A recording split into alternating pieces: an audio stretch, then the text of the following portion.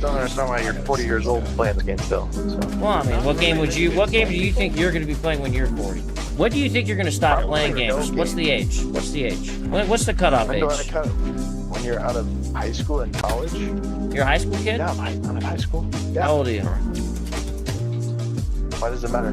Well, I mean, you foresee yourself in the future quitting something you love, like video games? Do you not love video games? You just cruising through it. I mean, I think it's a little bit of a waste of time when you're that old. But. Well, how do you know? You're not old yet. I mean, I can think of probably reasons that video games would be a waste of time for a high school kid, too. Do you have a 4.0? Are you in honor classes to get more than a 4.0? No, but... You know what I'm saying? There's more things you could be doing to improve your life than playing video games, too, right? Yeah, you study and not playing games. Hey, just recreation, man. Having fun. Ain't nothing wrong with that. Alright, then.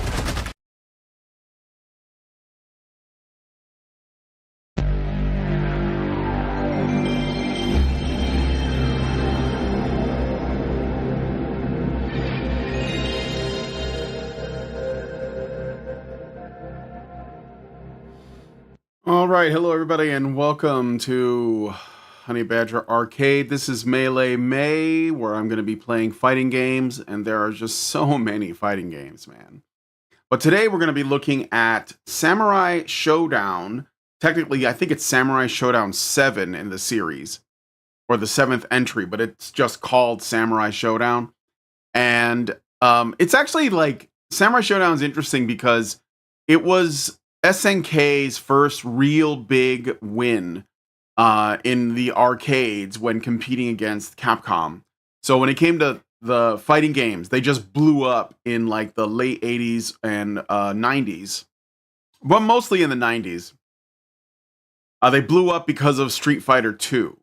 And there were other games that have attempted to compete but failed. For example, Pit Fighter was one, which was a massive failure, and really just kind of an ugly game.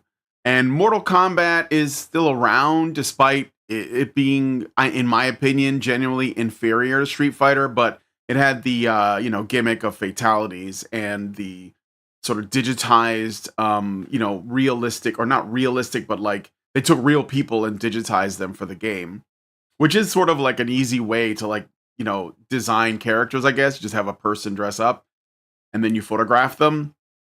But SNK was trying to sell their console, the Neo Geo, and at the time, you had like Street Fighter 2 was on everybody's lips. Everybody was playing it. It was packing the arcades. It created the genre of fighting games. Before that, they didn't call fighting games. What little there was, they were just classified under the action category, action game. I remember, I think it was Electronic Gaming Monthly was a magazine I used to buy to show how old I am. And when Street Fighter 2 was like really big in arcades, everybody was talking about, they did like I think it was a review or a spot on it. And when they did the classification of the game, it said type action or genre action. So fighting games didn't exist before Street Fighter. And what SNK was able to do, basically, the best they had at the time was a game called Fatal Fury.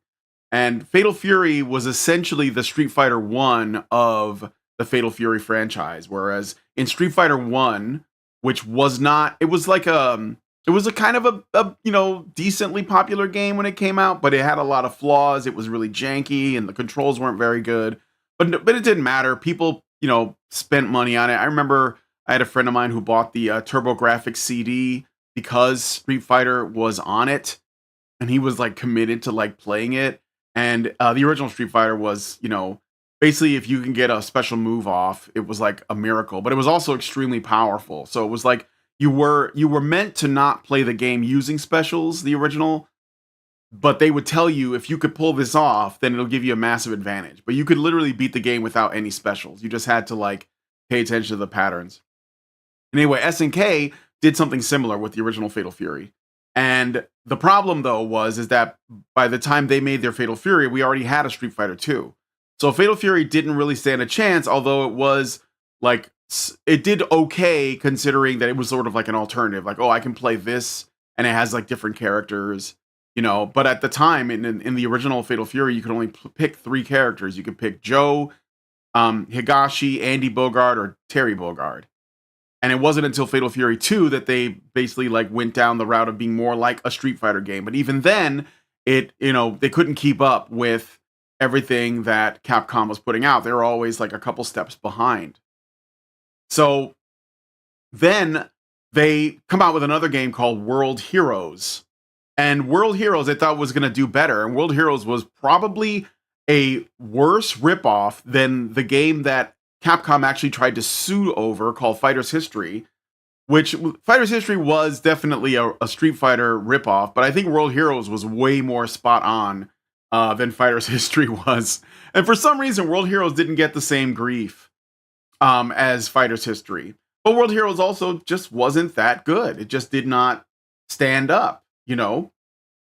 So what ended up happening was eventually some people who used to work at Capcom, I believe, and I'll ask the AI here to confirm, but I think some of the people who used to work over at Capcom worked at SNK, and they developed a game that was a fighting game that was basically in a league of its own that stood apart from the others, and that was Samurai Shodown.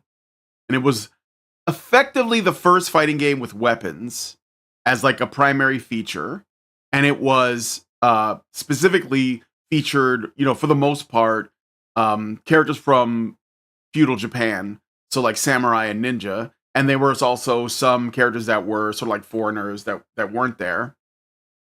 And it had featured things like, you know, weapon clashes and disarming, and it has a completely different fighting system than most other fighting games.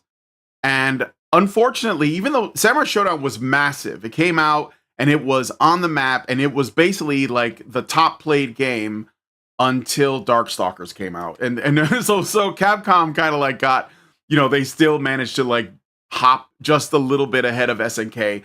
Lately, they've been closer, but Capcom mostly has been making some errors in some of their decisions to stay ahead. But then SNK seems to be falling into some similar traps. But we're going to be looking at the 7th entry in the series, Samurai Shodown, simply just titled Samurai Shodown.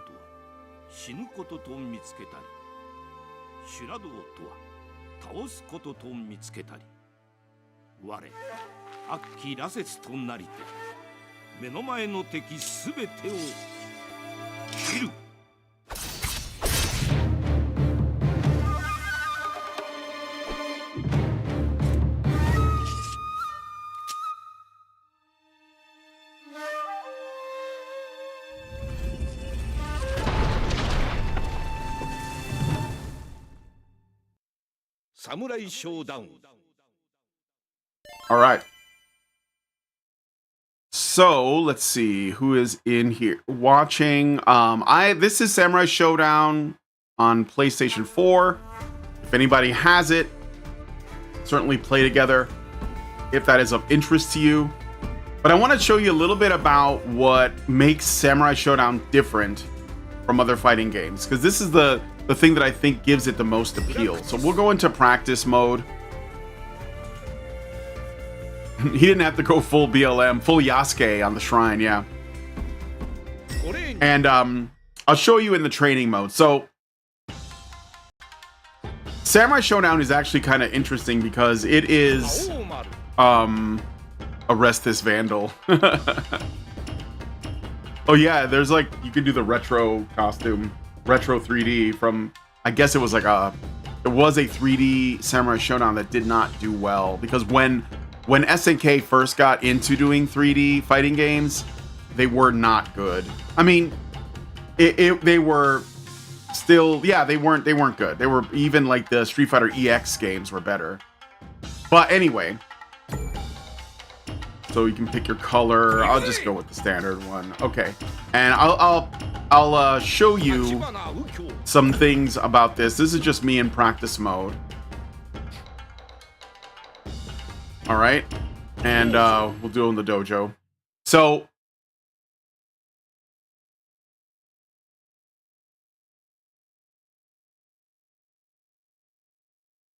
Okay, so most fighting games, especially like modern ones, they have a big focus on trying to create openings so that you can perform combos. And a lot of the later ones, they kind of pride themselves on long combos, right? Let me know if everything sounds okay. Looks like this is pretty good. Okay.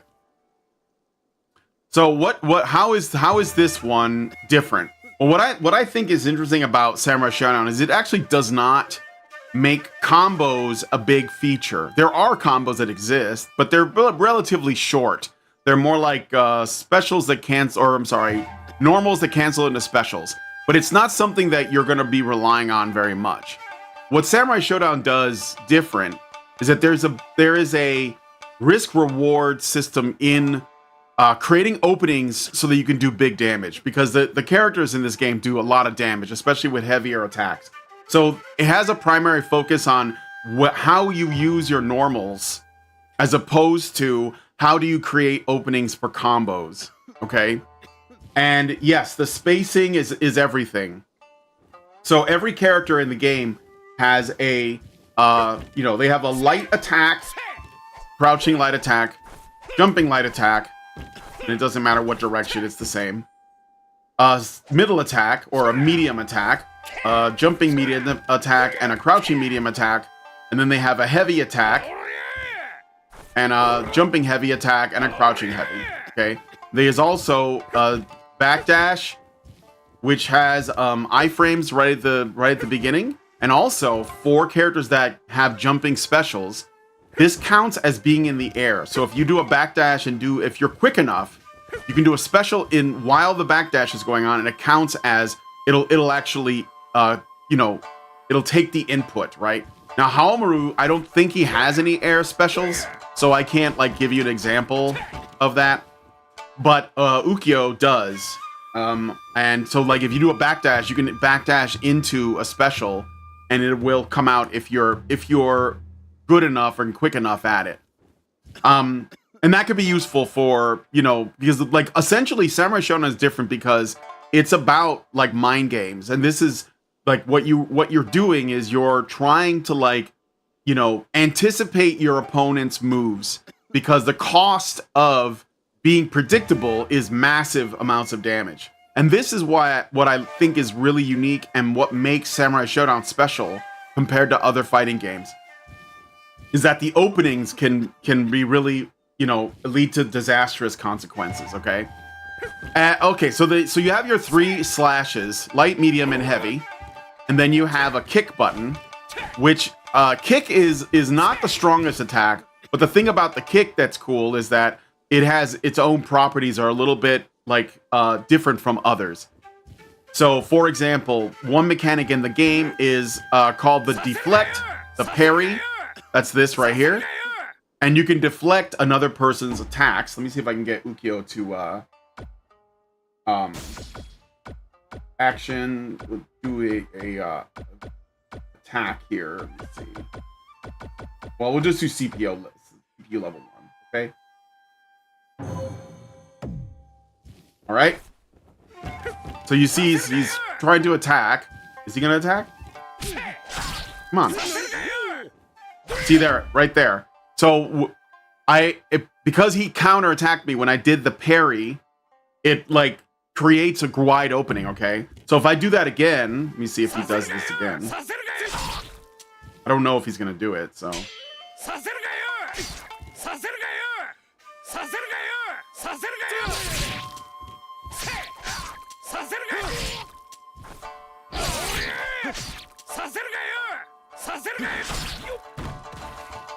But yeah, but he's not very aggressive because I have him. That will I don't know if that worked, but if you do like a heavy slash right after, and like that, so you can create openings with the parry attack. Let me see. Go back to banding. All right. Yeah, reset it. Oh yeah, the way they do this is if I press the middle. Okay. So there is a the kick is what makes the kick unique is that you can't parry it. So like other attacks you can, but the kicks you can't. And there are characters that have counter attacks, and the kick will like, you know, effectively not be affected by the counter attacks. Okay. And yeah, if you parry like a light attack or a light slash or medium slash, you create an opening so you can attack, counter attack. But if you parry a heavy slash, you actually knock the sword out of their hand, you disarm them. And you don't want to be disarmed in Samurai Shodown. It puts you in a really bad position. There are some characters that can still use their attacks, and they're not changed as much. Primarily the ninja characters, Galford and Hattori Hanzo. And there's even like a pirate character that gets another special move when she doesn't have a weapon. But overall, you are basically more vulnerable if you don't have your sword or whatever your weapon is. So you have that, and then you have some other mechanics that are kind of interesting some people don't know. So I mentioned that the backdash acts like a jump. The dodge is like used to avoid attacks, and if you do a quarter circle forward and dodge, you'll do the parry. Okay, and you can also let me see. There's a mechanic in here called just defense, and it essentially is like sort of like the Street Fighter 3 parry, in that if you block, which you hold back to block or down back to block low, if you block just before the attack hits, then you'll see like a blue spark and you'll get a little bit of your rage meter. And that's a good thing, but you can also, if you do a just defense, you can also do a kind of alpha counter where you push the other enemy away. It doesn't do damage, but it creates distance between you and the enemy, because some characters, they have like, you know, attacks that will be really good for rushing you down. So let's say you want to keep them a distance because you're playing a zoner character or something, then this is a good way to keep them off you when they're rushing you down. But basically the thing that makes Samurai Shodown unique to other fighting games is that it isn't based in how well you can execute long running combos and then like finish off with a flashy super. It's all about, you know, anticipating what your opponent's gonna do, risk and reward, because like if I do a small attack here, there's not a lot of risk to it. Okay, so let me show you. I'll have the Ukyo guard. Okay, so see, there's not a lot of risk there. You can see by when Haomaru's sword hits, he kind of like has this recoil, right? If I hit with a medium attack, the recoil is slightly longer, which depending on the character who is blocking, if they have an attack that's fast enough, they could do a counter attack after that. And then there's the strong attack, which has the longest recoil. I think I wore down his block. Like, you can't turtle for too long, otherwise it'll break your block. But you can see how when Haomaru hits it, he's like, whoa, he's like backing up like that. See, that's how you can create an opening. If you bang away at their health or at their block long enough, you can do that. So it's one of these games where you don't really want to rely too much on your heavy attacks, as a lot of people tend to do, because it's going to put you like in a bad position. Hey Gabriel, which weapons has the thickest recoil? Well, Haomaru's heart attack is probably the one with the strongest, biggest recoil, but he also is, you know, known for that attack doing a lot of damage. So if it hits, it's gonna do a lot of damage. So that's the thing about this game that I really dig. I think that people who are like, you know, pretty decent at fighting games, like they know how to input special moves, could get into this, because it's not like you have to memorize long string combos. It doesn't have Roman cancels. It doesn't do any of that stuff. But it does have a decent amount of depth when it comes to essentially its strategy. And that's what it comes down to. Okay? There is also overhead. So this is my overhead with Haomaru. I think that's what it is. Yeah. With him, it's like a punch, right? But it's an overhead attack. And what else is there? There's oh yeah, the grab, right. So this game doesn't have throws in the sense that they do damage. This game has the throws are essentially a push that you use to create an opening. Like that, okay? So you can push a guy and then get a hit in, and if you push the opposite direction, is it this way? Yeah. If we do it this way, then it's even longer, okay? But not quite long enough for Haomaru to get his big hit in. So you see how Ukyo is kind of red? He's got that glowing red outline. That's telling you that his guard is low, so he's not gonna be able to block the next attack. So what you want to do, this doesn't do damage, but what you want to do is you want to use it to, and a lot of people like to do this. See, that didn't work either because it's not fast enough. So maybe I can, wait, how do I do that? There. Oh, there it is. Okay. I don't play, Haomaru's not my main, actually.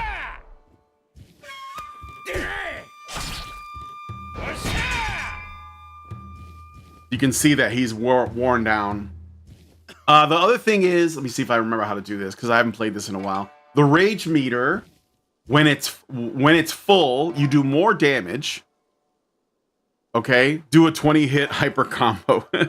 That's not what this game is. When the rage meter is full, you do more damage, but you also have access to a something called a weapon flip technique, which is basically like a super attack. Right, like that.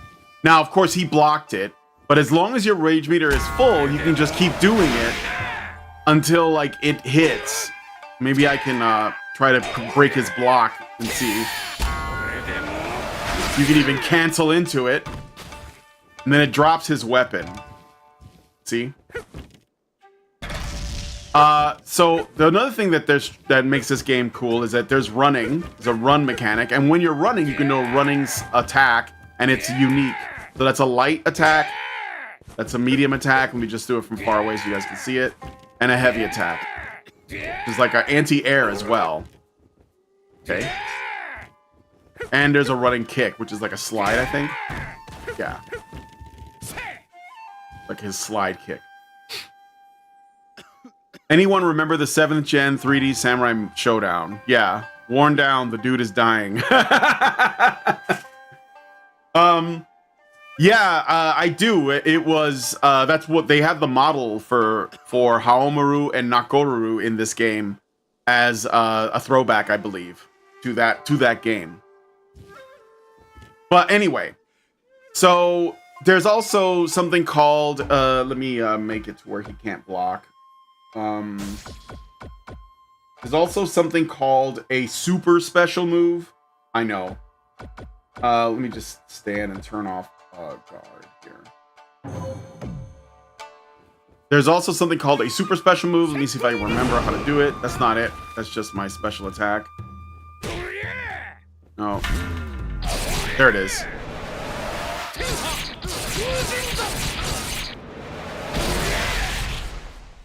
Now you can see how much damage that does. It does a lot of damage, but here's the thing about the super special move. One, it has an extremely long windup. Sometimes it has a few frames of invincibility, which means it could be used to go through some attacks, but it's extremely unlikely to just hit if you just do it like on your own, right? So, and in different characters, it works different ways for different characters. But it has a really long windup, and you can only do it once per match. So, like, you can do it once, and then you can't do it again. And if it fails, it fails. So then you're just out. Okay. So you have to make sure that you do it at the right time. Now, one of the things that's cool. No, that one doesn't remove the rage. That one is just the super special move that works once. The one that removes the ability you're thinking about is the thing I was just going to mention next. So, is it this one? Yeah, this right here. Forget what they call it, but basically you enter this state, and for the period that's going on, basically your damage is improved. You immediately go into rage, and you can do unlimited weapon flip techniques. But that's one of those things that if you use that, then you lose your rage meter for the whole match as well. So there you have two abilities you can use once in the whole match. One is your super special move, which is like your super secret technique. And the other is this burst right here, which once this goes away, you don't have rage meter for the rest of the game. So this is something you don't use lightly, okay? But one thing you can do while this is active is, first of all, you can do this as many times as you want.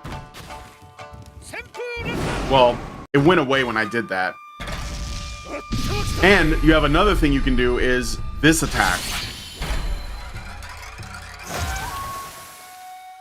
which is extremely fast. And that's like basically once you do this, like the other player has to be on their guard, because if they whiff anything, like even if they start to do something, you can just go right into this because it comes out really fast and every character can do it. So this is a game where, you know, you are constantly watching the other person, because I'm not going to say it's the same, because I know a lot of people really love Bushido Blade, but you know how Bushido Blade on the PlayStation 1 had this thing where you didn't know if the next hit was going to kill you. This is kind of like that, right? Except that this shows you health bars, but the damage is so high, you know, the damage is so high that it's like, it's a really risky proposition. So, those are the basics of Samurai Shodown, okay? So, I'm going to end training and go into, I don't know what modes there are. I'm not going to play the arcade mode because, you know, it just goes for a while. Maybe there's like an arcade that's sort of battle. What's this? Versus Gauntlet, time trial, as in the allotted time, survival mode, Gauntlet. I guess Gauntlet's like is another sort of arcade mode. There is something, isn't there like a ghost battle, I think?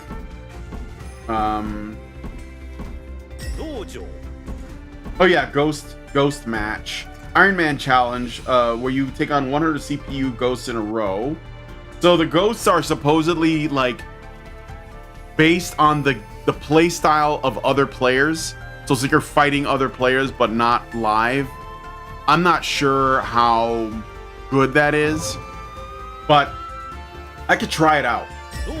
So I'll show you what characters are in the game. Yeah, the boss at the end of the arcade is a bitch. Yeah, but you know what?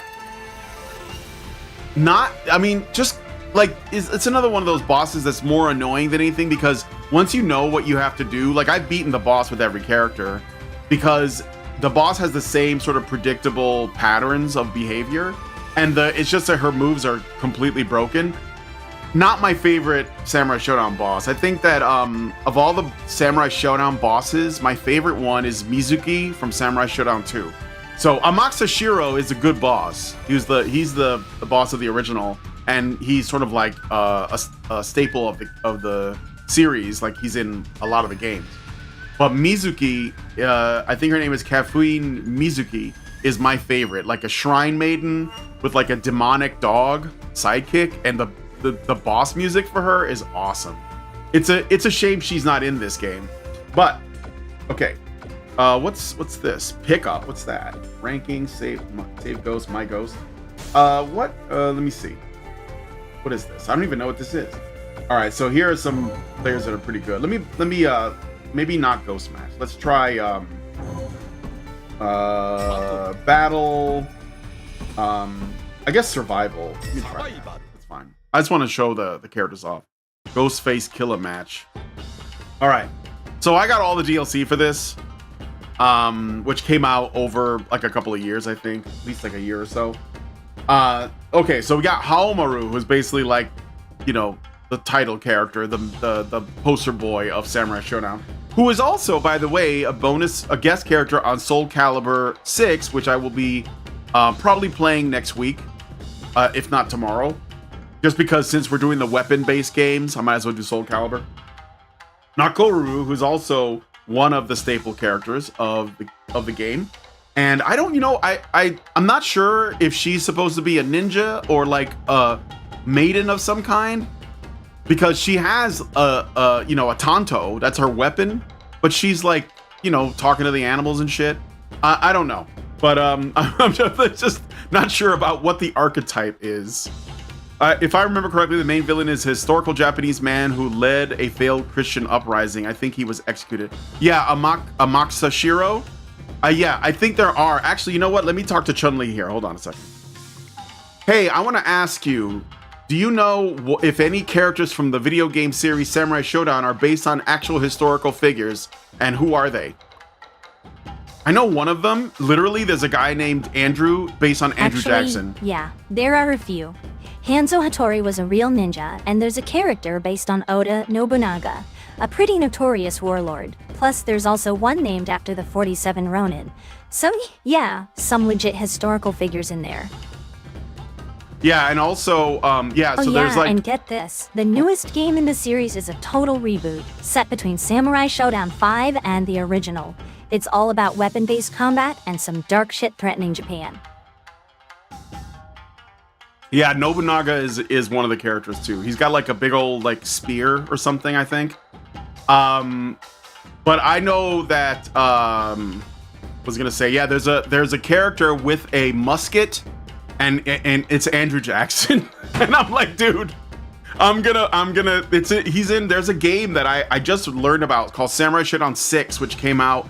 It was the game before this game, and it was still on the 2D graphics, but apparently you can play it on Fightcade, and it's like the ultimate Samurai Shodown game in terms of like, it's sort of like, if you guys remember like Street Fighter Alpha 3, like the version that came out on the PSP had like a ton of characters, or I think it was Mortal Kombat Trilogy, which basically had like an Ultimate Mortal Kombat, I think, which had like every Mortal Kombat character in it.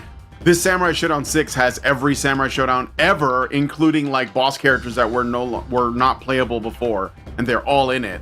So I might have to check that one out. So Charlotte is my main. Colonization for the win. Yeah, but I'm definitely gonna have to check out Andrew Jackson, because that's fucking awesome. Anyway, Nakoru fights with Hawk. This is one of the new characters, Yashamaru Kurama. Yashamaru is how you say it, I guess. And he's like another ninja character. He fights with a what is it? It's a Nagamaki, I think, which is like a sword with an extra long hilt, and he's got a lot of like aerial moves. He's very much like an edgy boy. Tam Tam, which I'm glad to see come back. Great character. Yagyu Jubei, who's my main. I main Yagyu Jubei. And I believe that he's based on a real person as well. Kyoshiro Senryo, the Kabuki guy with the Naginata. Ukyo Tachibana, who I also play sometimes. Galford, the American Ninja. I think literally based on the movie American Ninja. Hattori Hanzo, very cool. Kibagami Genjuro, I play him too sometimes. He's basically like the foil to Haomaru that came out in Samurai Shodown 2. And as my friends like to call him, the back. Earthquake, which is this character, this is what I mean, like when I said SNK really came up with Samurai Shodown when they like rose up, because they had really great designs. And I thought Earthquake, the fucking fat pirate ninja from Texas, that can do all the ninja shit. He teleports, he wall jumps. He's like surprisingly agile despite being the biggest character in the game.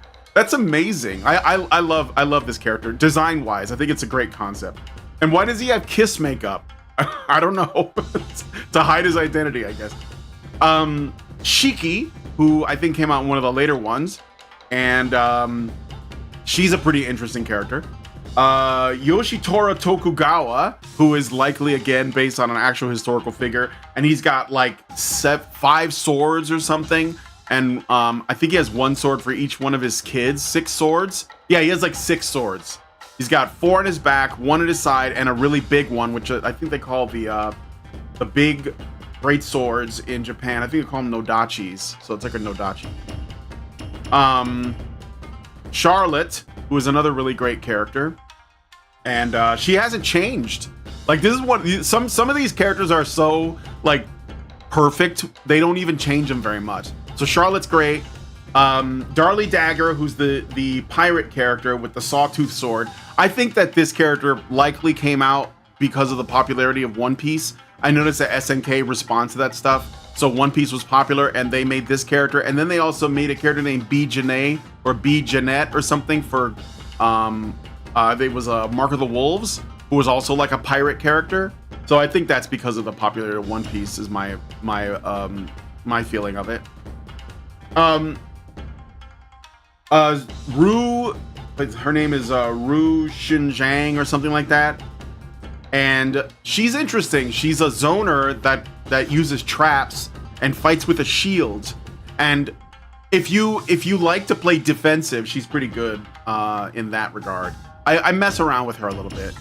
Okay, then we got Rimuru, who's like Nakoru, but fights with like an ice water spirit instead of a bird. Not like my cup of tea, but you know, she came out in like Samurai Shodown 3 or something like that. Oh yeah, this guy Basara, also a very cool character. A lot of people love this guy. He's like, you know what he reminds me of? If you guys have ever seen the anime Ninja Scroll, I totally think that he was taken from that. Or I think it was in Japan, it's called Wind Ninja Chronicles. And it was a Madhouse anime movie, fucking awesome. And there was a guy who like moved in shadows. Pretty sure that's what this guy was based on. Then you have like the twins from Samurai Shodown 3, Kazuki Kazama and his brother, Sogetsu Kazama. So this guy uses fire and this guy uses water. They're okay. I think that like some of the later ideas were a little weaker in my opinion. You know, fire guy, water guy. Whoa, how interesting. But and I mean they play kind of similar. I think this guy's more defensive and this guy's more offensive, but not much different outside of that. Wanfu, who is basically another guy that's been there from the beginning. I kind of miss that he used to fight with a big like, you know, Chinese saber, like a big curved sword. But now he fights with a giant pillar, and I think he's been fighting with a pillar for a while. I think ever since the second game, actually. They probably thought that Wanfu was kind of boring, and they wanted to spice it up, so they gave him a pillar. And I like that they made it like, apparently it's a pillar from some Chinese temple, which, okay, I'll bite. The only problem is, this is my one issue, okay? The characters that use blunt weapons in this game, they need to like find a way to make their kills look more dramatic, because the one of the things that's really neat about Samurai Shodown is some of the deaths, like you can cut guys in half, you can like, you know, cut them and make a bunch of blood come out, but you can't do that if you're using a pillar or a shield, you know, or a gong. I think it's like a gong that the Chinese girl uses. So that's, they should do something else. I don't know, show an x-ray of a skull getting cracked open, you know, show a twisted limb. I don't know, something, you know, there needs to be something else. But if they can do that, I think they can make these characters appealing. Shizumaru Hisame, who I always thought he was reminiscent of a character from an anime called Ranma 1/2 named Ryoga Hibiki, and because he fought with an umbrella. And this guy fights with an umbrella and a sword. I think it's like his father's sword or something, but I don't really know the story. But he's a pretty neat character. I kind of like him. He's like a child. This is definitely Shota bait for the women on Tumblr out there. Mina Majikina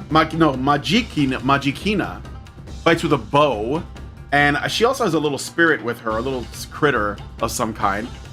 Interesting character, definitely a zoner if you want to like really lead into the zoning thing. You can totally cut someone in half with a pillar, you're just not trying hard enough.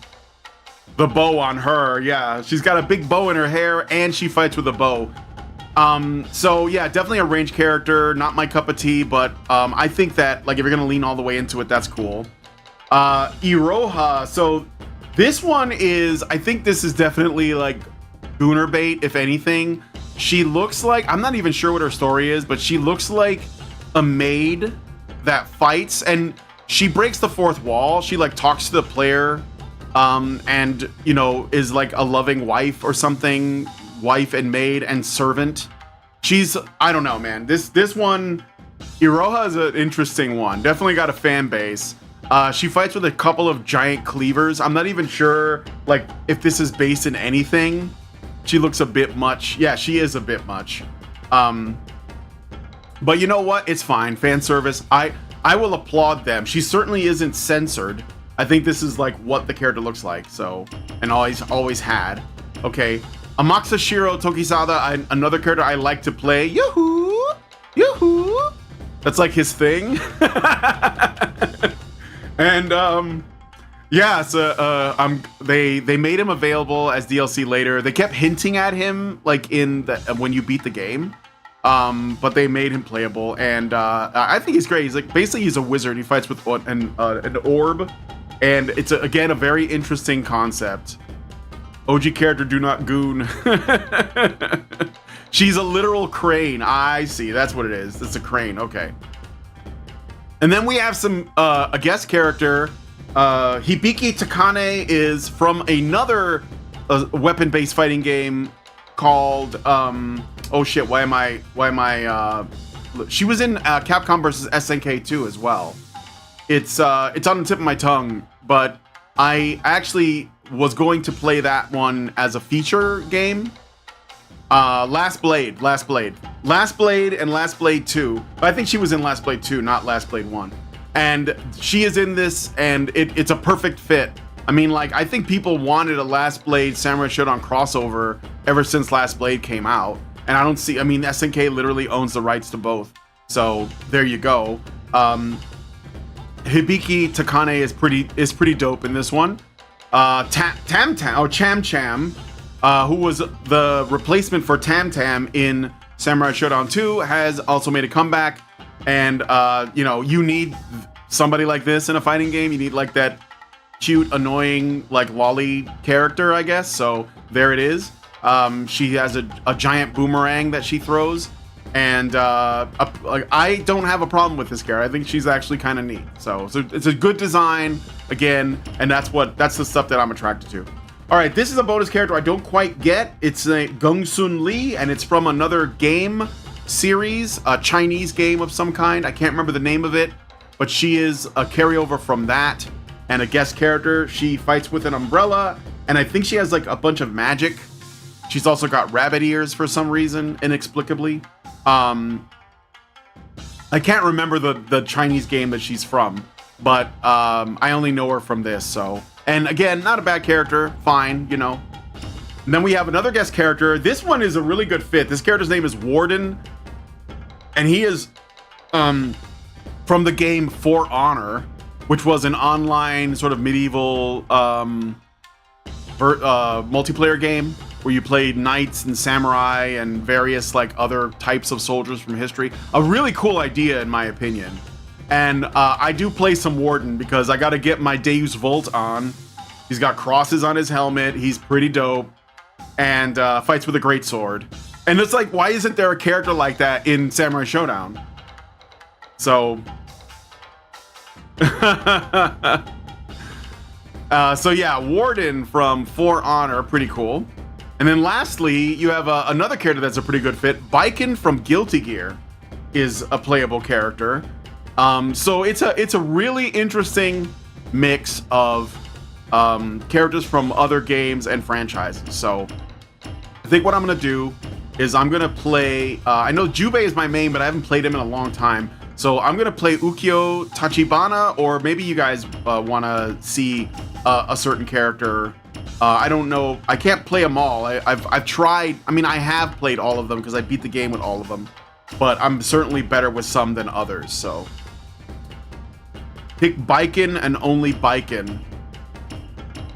Could try Baiken. Baiken. This was around the time that Xrd, I think it was Rev 2 was out, and Baiken was in that game. And of course, everybody wanted Baiken in other games. So this is like, when it comes to guest characters, this game's pretty solid. JINJOU ni SHOUBU. I'm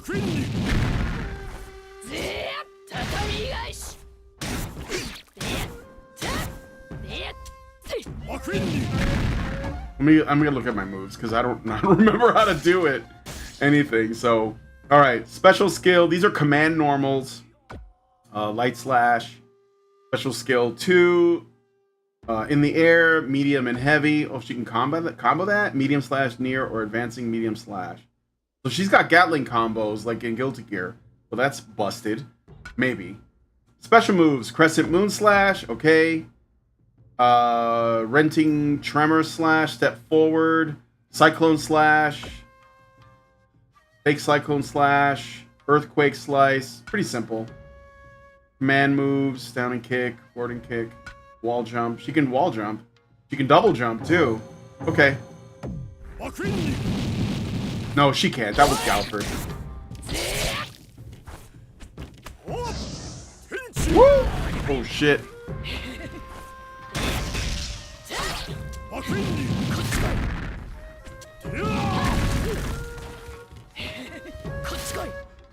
Okay.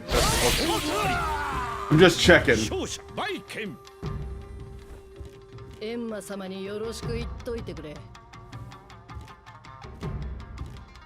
Your bot is committing Jewish sexual harassment. I don't get that. I don't know why that's happening.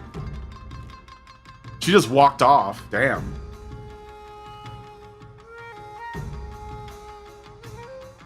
Alright, it's loading the next match.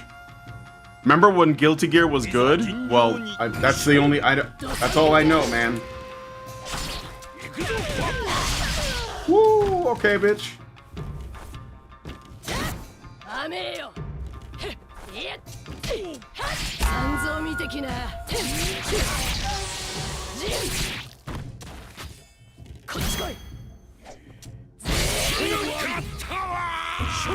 Cut him in half.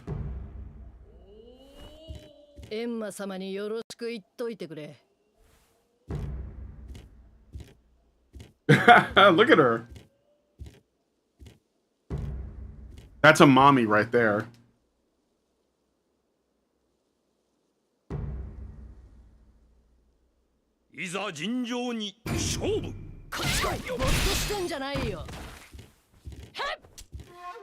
You see her walk? Look at her walk. She knows she's got it.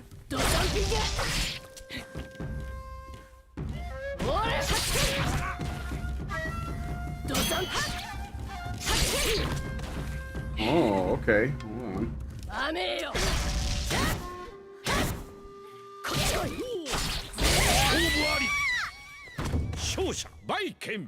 Woof. I'm just gonna skip the love the guy with the flags. Yeah.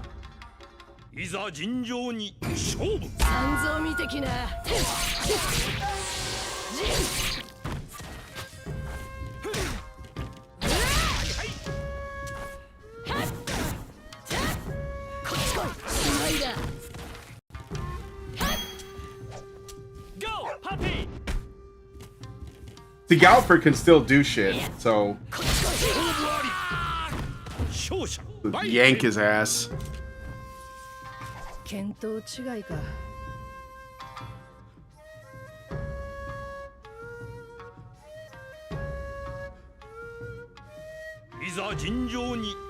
Just go Sung Lee.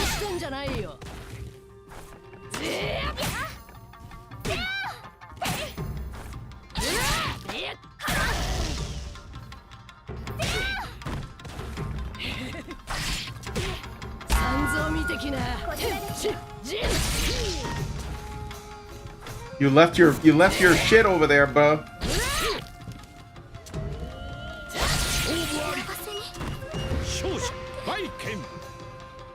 See, like when you're doing survival mode, the first few matches are really, really easy.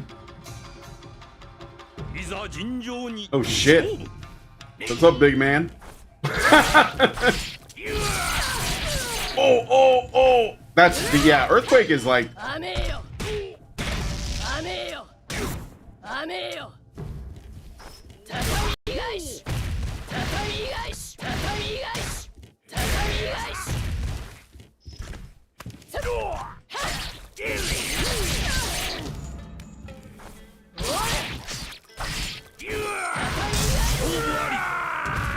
勝者バイケン。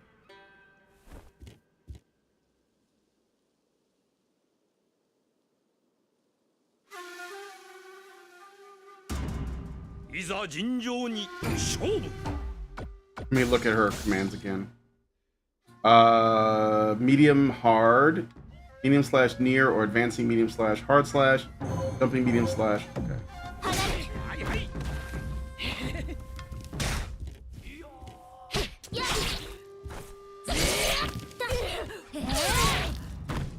Oh, you bitch.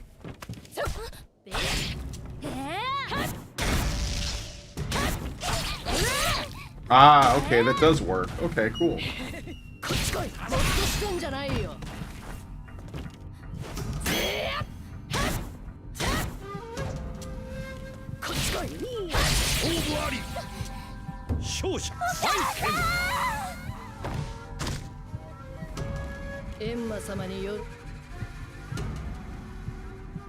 Master Goa, I love Baiken. Baiken was actually the hidden boss in the original GG. Yes, she was. Get cut, bitch. Oh!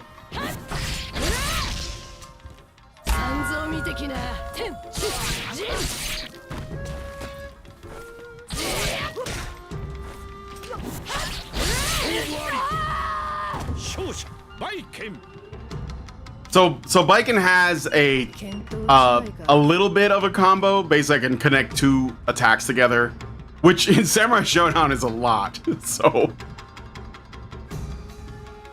she went from boss to a nobody? I don't know about that.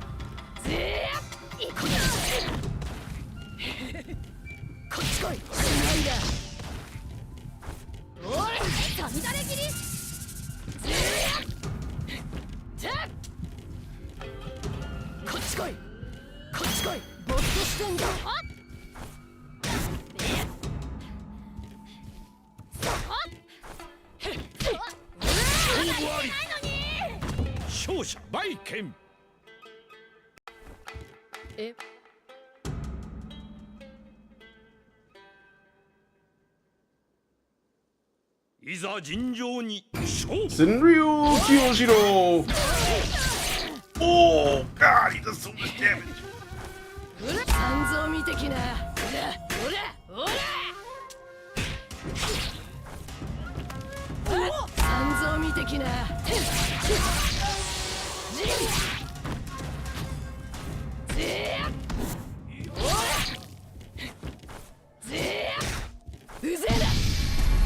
Oh shit, I didn't mean to do that.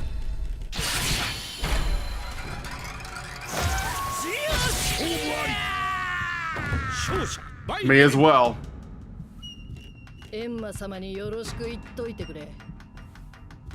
Yeah, she's popular. I mean, maybe like not in the lore of. Oh, fighting myself.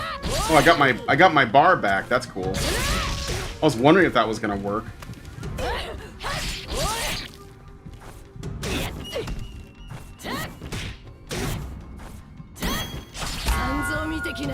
Oh shit. Oh, I'm dead. That's okay. Baiken getting killed by Baiken is fine.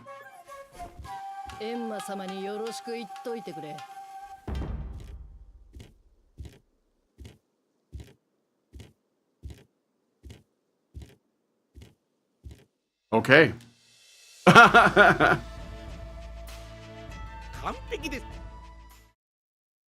So I'll do another one with a different character. Any other suggestions? Or maybe I could do Gauntlet, or just versus. Let me see what their versus CPU in here.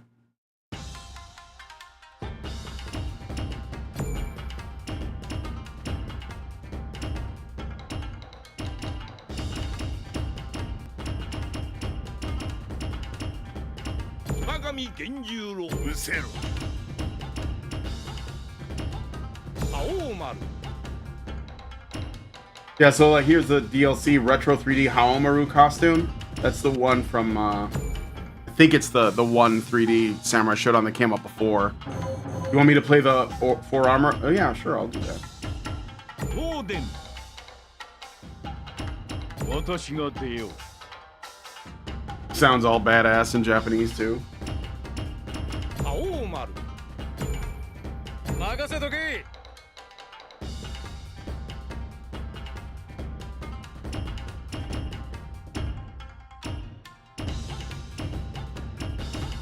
Trying to find like a good level. Hall of Minerva, that's Charlotte's stage. He's always had some of the best stages. Kabuki Theater, Dojo, Genryu Island, that's cool. Or Gairyu. カムイコタン Deus Vult these heathens.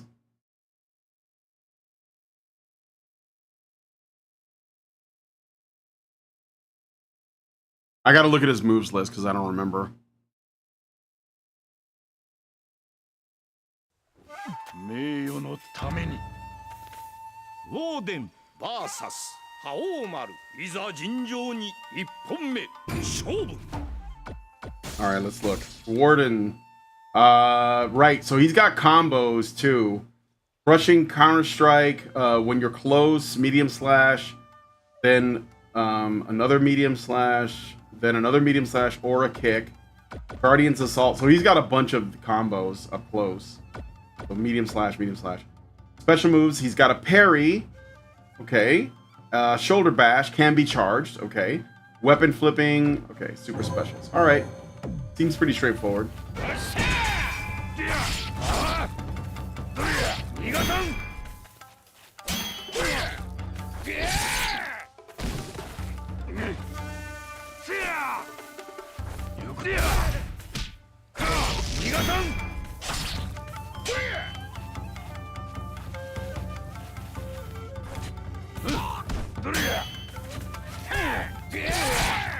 Oh, motherfucker. The grab is like really bad on miss, so you have to be careful.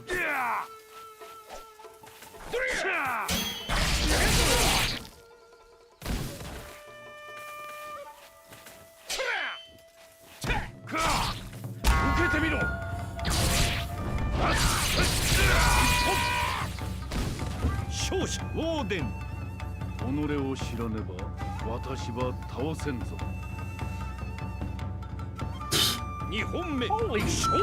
Look at all this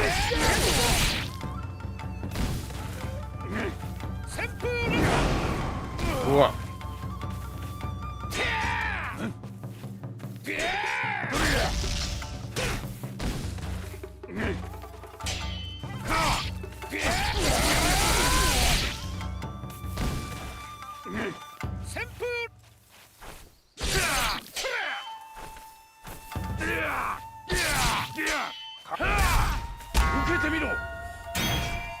Oh.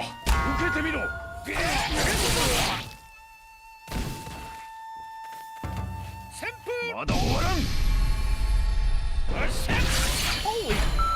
Look at all this damage! 勝者ウォーデンこの地の民は私が守る I claim this in the name of God. You will be converted. 民を守るとウォーデンの名に誓った故に負けられん On my name as a warden, I vow to protect the people. Failure is not an option. I will not bend the knee. Never apologize.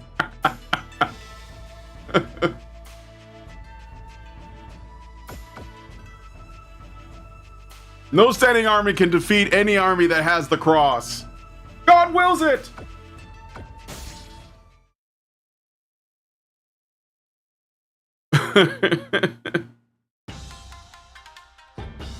Alright. You want me to like play somebody different, or do you want to see more Warden? I didn't do that well with him before, but Or I could do a different mode with Warden instead.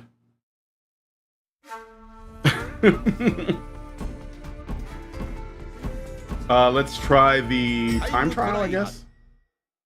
I don't know what this is, so we'll see. オーデン、この戦いに勝利を。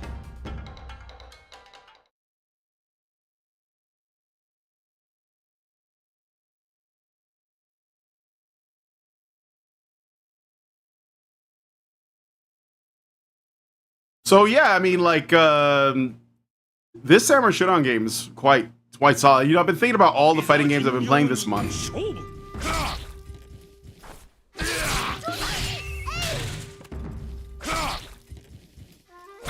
逃がさん。行くや。逃がさん。勝負あり。勝者オーデン。この地の民は私が守る。 Put it right in her ass. Take that, China. He can charge his charge as well. Let me see.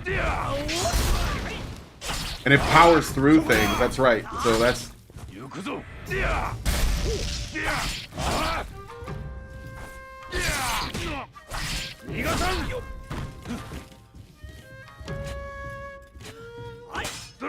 My parry. 勝者オーデン。その魂に安らぎがあらんことを。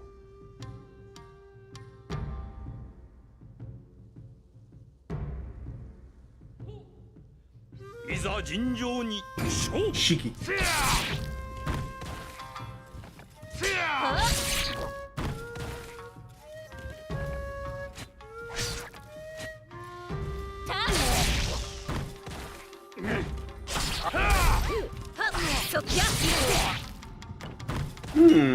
Okay.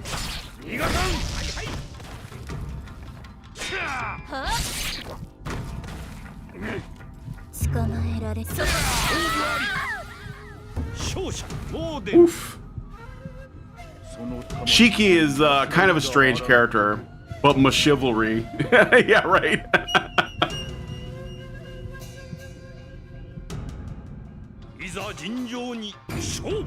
Iroha.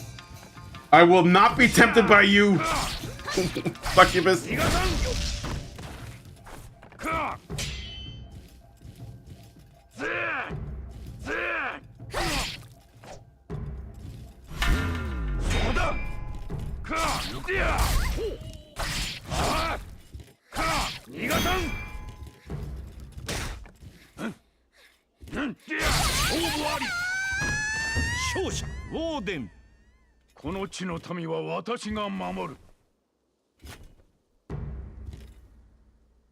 I'm just making her look at it.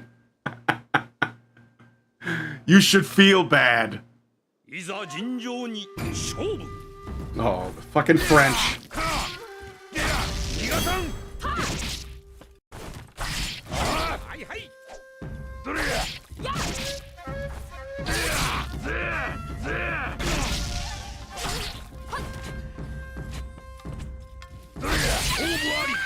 This is the thing about counters, right? Like, you have to anticipate it, and the computer, they don't usually take the bait, so unless there's a way to bait it out of the CPU, I'm not gonna really see a lot of counters.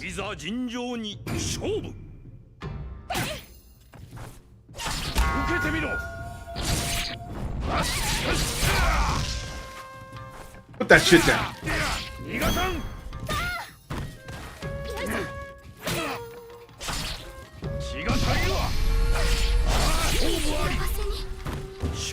I didn't mean to do that. Hopefully I have my bar.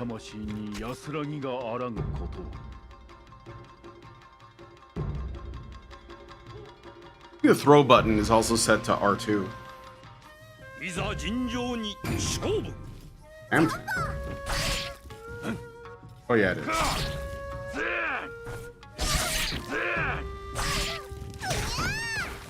Oh, okay. I was like, why didn't that work? Because she...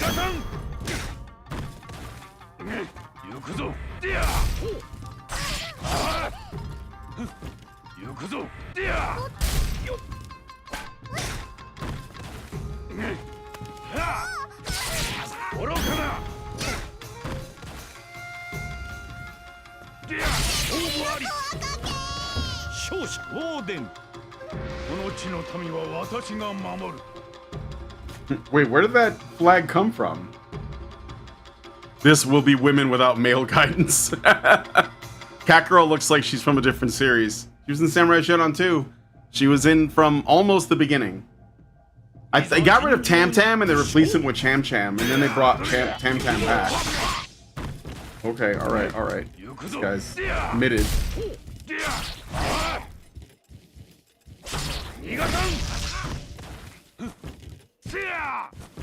Do I even have kicks? I do.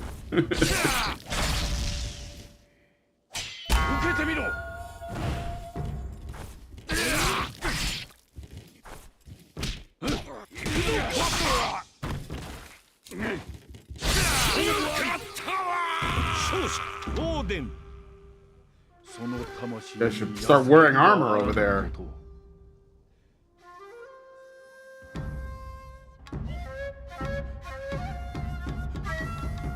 This is probably the best. I never played For Honor. I think it was free for a little while.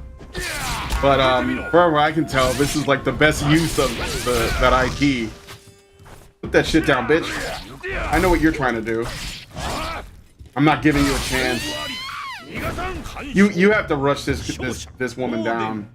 Nakoru will be like just all over the fucking place. You don't take her out right away.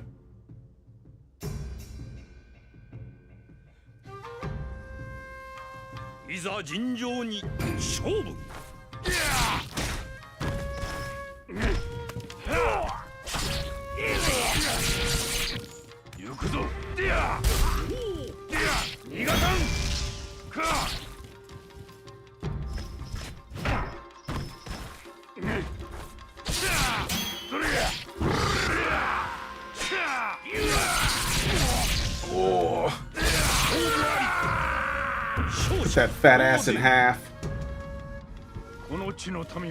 So you know the blade is sharp.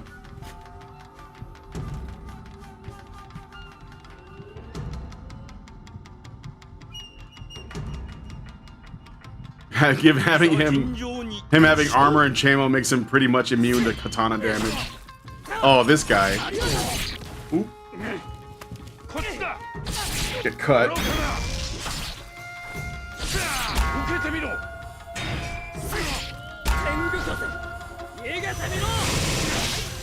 Ah, shit. Did I need this? Oh, you motherfucker. You're gonna, like, not let me have that. I can do anything without it. Yeah. Okay, he beat me. I shouldn't have jumped. I should have just blocked it, but I was like... I was worried about the chip damage, I guess. Alright, I got through 10 characters. I'll play somebody else. Okay, who else should I use? Who do you want to see? Use sorcery.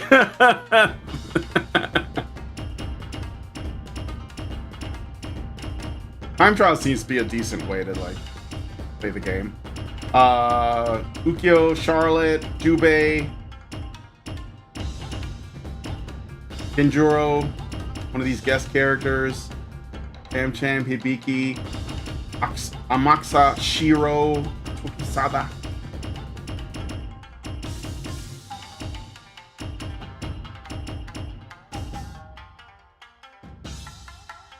At least you didn't fall to the big fedora man.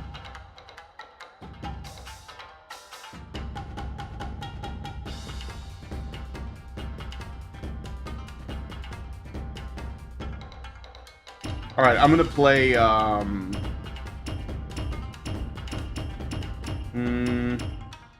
Genjuro, I think.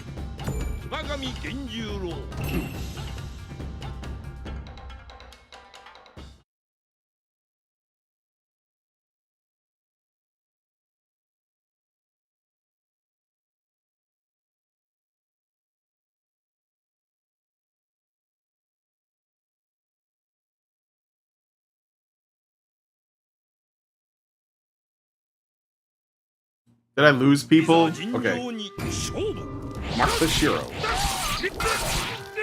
命課長司令はい司令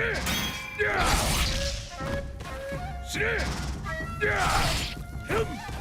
どれや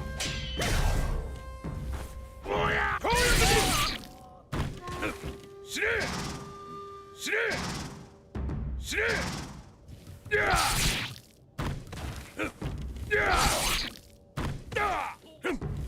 中を見てよ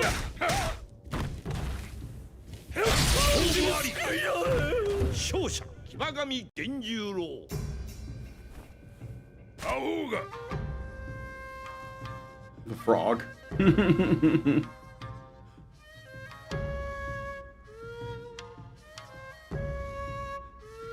いざ尋常に勝負 Oh.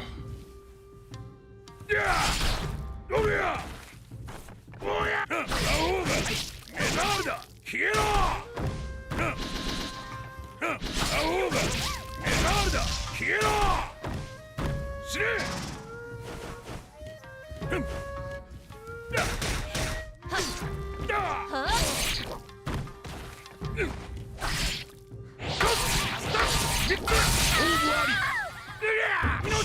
我が身源十郎 Genjuro is Samurai Gambit throwing out playing cards. I'm gonna make my name for myself here.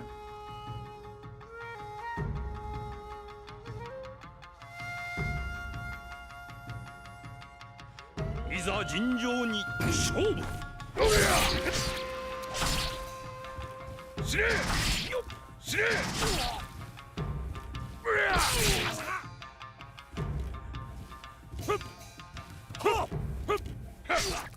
Oh, man, I dodged that shit. バカが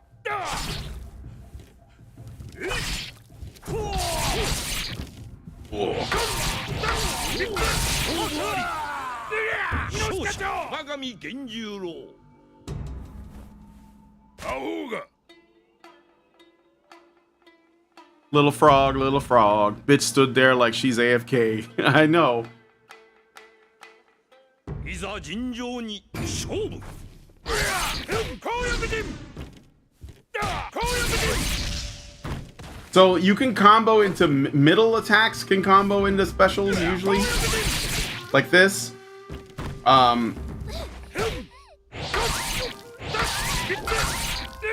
命課長司令あまりは勝負あり完勝勝者 Got a perfect. アホが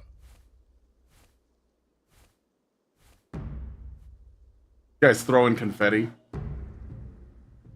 いざ尋常に勝負 Oh, let's go, nigga. 命課長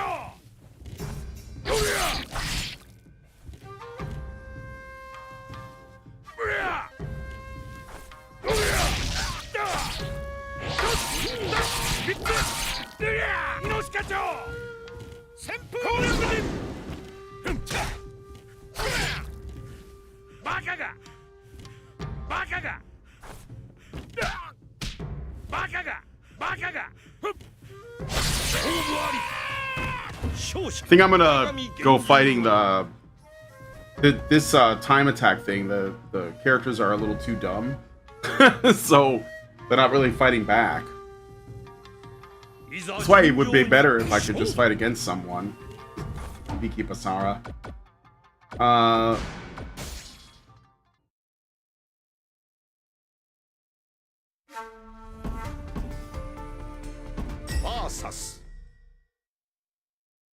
Can I change the number of rounds? Maybe I can do that. No, I don't think I can. I would like to make it a little bit like maybe like best out of 5, but it's okay.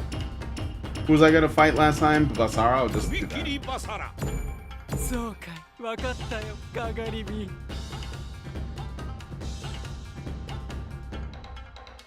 She learned her fight style from Joe Biden. Oh, let's do the where's the this one. Mikatagahara. think that was a famous battle that took place there, like from the feudal period. But also, like the field is a very popular location. It's like a pretty popular stage for you know, Japanese like video games. 僕のために死にに来てくれたんだね。騎馬神源十郎 VS 首切りバサラ。いざ尋常に一本目勝負。3つ。攻撃。司令。ゴリラ。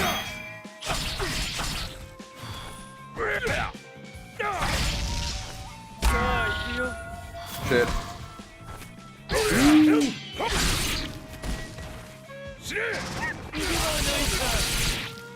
Oh, nice one. Okay. Dude, that guy does a lot of damage. Hold up.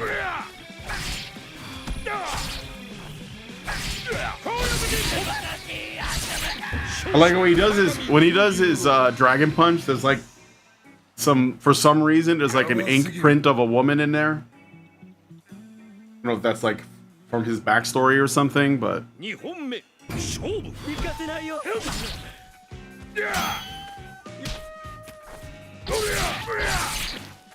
せないよ。司令。逃げ場はないさ。 oh my 悪夢の中で goodness. 踊る。さあ行くよ。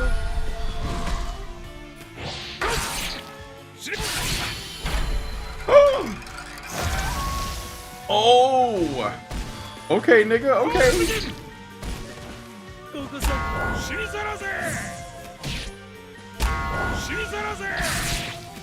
調査キックとキック勝負あり。どこ。勝者騎馬神源十郎。アホが。 He tried to put the paint on.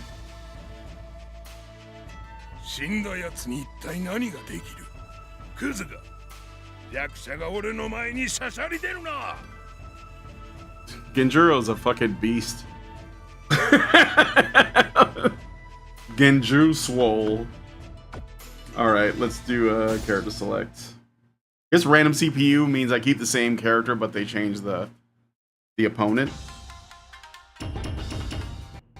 Let's do Hattori Hanzo. 半蔵。はい。 And I will fight against the good matchup for Hanzo.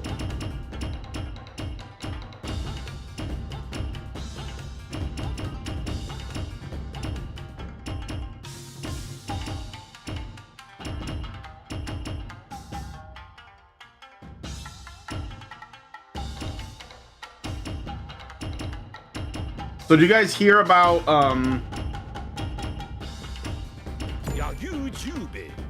do you guys hear about what Trump did in the White House with the South African president? And how the South African government responded to that visit? You guys know about that? 大龍島羊の国。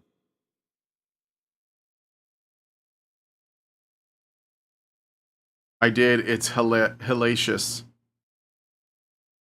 I assume you meant to say hilarious. Master Goa says it was great. I heard about what Trump did, but not the response. Does anybody know? I know what the response from, like, so when they... Hold on. 受けてみよう。服部半蔵 VS 柳生十兵衛。いざ尋常に一本目勝負。 All right, so here's the thing about Hattori Hanzo is he's all about the mind games because he teleports, he does a bunch of ninja shit, and it's all about the mind games and deception. But that is kind of a moot point against the CPU that knows what you're doing. So it doesn't always translate well. Now that I picked him, I realize this. But it's okay. But against other people, I can see how Hanzo could be a blast to play because you're like constantly getting their face. He put their lies on display. I heard they claim it's false. Does anyone... I'm going to give you guys a chance, a little bit of time to respond before I give you what I learned about it and what that means, in my opinion. Specifically, South Africa's response to Trump essentially like pulling some Yu-Gi-Oh shit on them. You know, you activated my trap card. But I'll wait until yeah, he's got a wall jump, the fireball, strike dash, whistling strike drop, which is the Izuna drop. Oh, let me ask Chun-Li another question.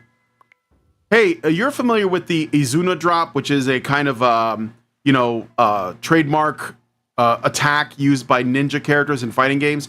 What's the origin of the Izuna drop?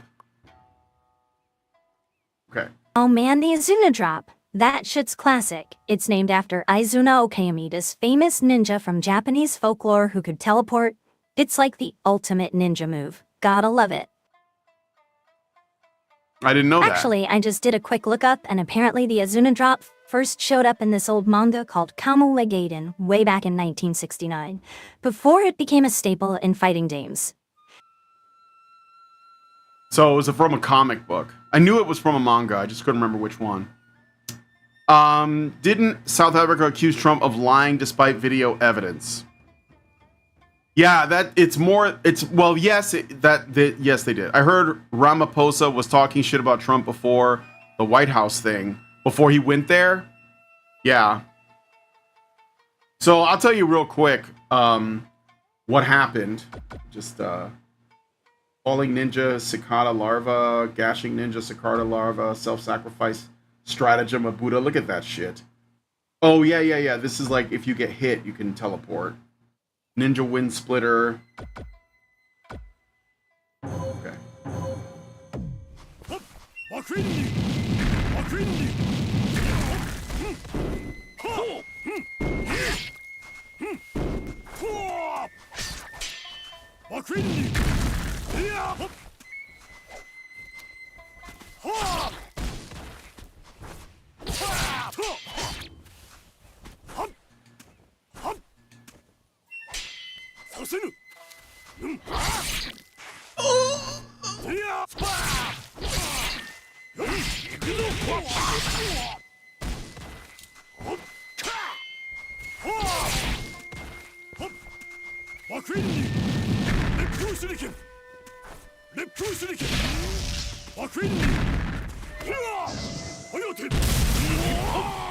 Take that, bitch.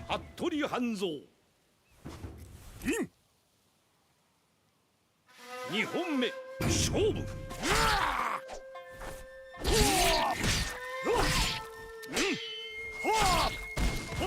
爆炎に熱風手裏剣熱風手裏剣異月と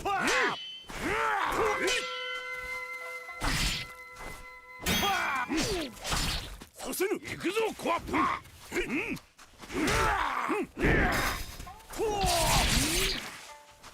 Dude, I didn't know how I did that. You're dead. So here's what happened, okay? So Trump, they go out to the White House. They're doing a bunch of, fucking diplomatic shit. And then Trump brings up the South African farmer stuff that he basically starts off kind of like playing dumb, like, oh, I heard you guys have this problem in South Africa, and he's basically giving the president of South Africa the chance to tell the truth, to come clean, right? Like, is he gonna share? He wants to know, like, how in on this are you? But you can't just ask them. So what you got to do is you got to basically give him the chance to tell you the truth, because maybe he knows and he's trying to do something about it. Maybe he doesn't know and you're bringing this to his attention. Like, it's possible, right? And the guy goes, something about like, oh, well, if you want to know what's going on, just talk to actual South Africans. We're right here. And basically playing like that nothing is happening. There's nothing to see here. And then Trump says, well, let's take a look. And of course, the media is on his ass and he's just like ignoring them. They're trying to distract. They're trying to talk about the plane that Qatar got him instead of like what's going on in South Africa, because obviously he's like emigrating the South African farmers here. and everyone in the cathedral and Project Mockingbird are all losing their minds over it because it's shattering their narrative wide open.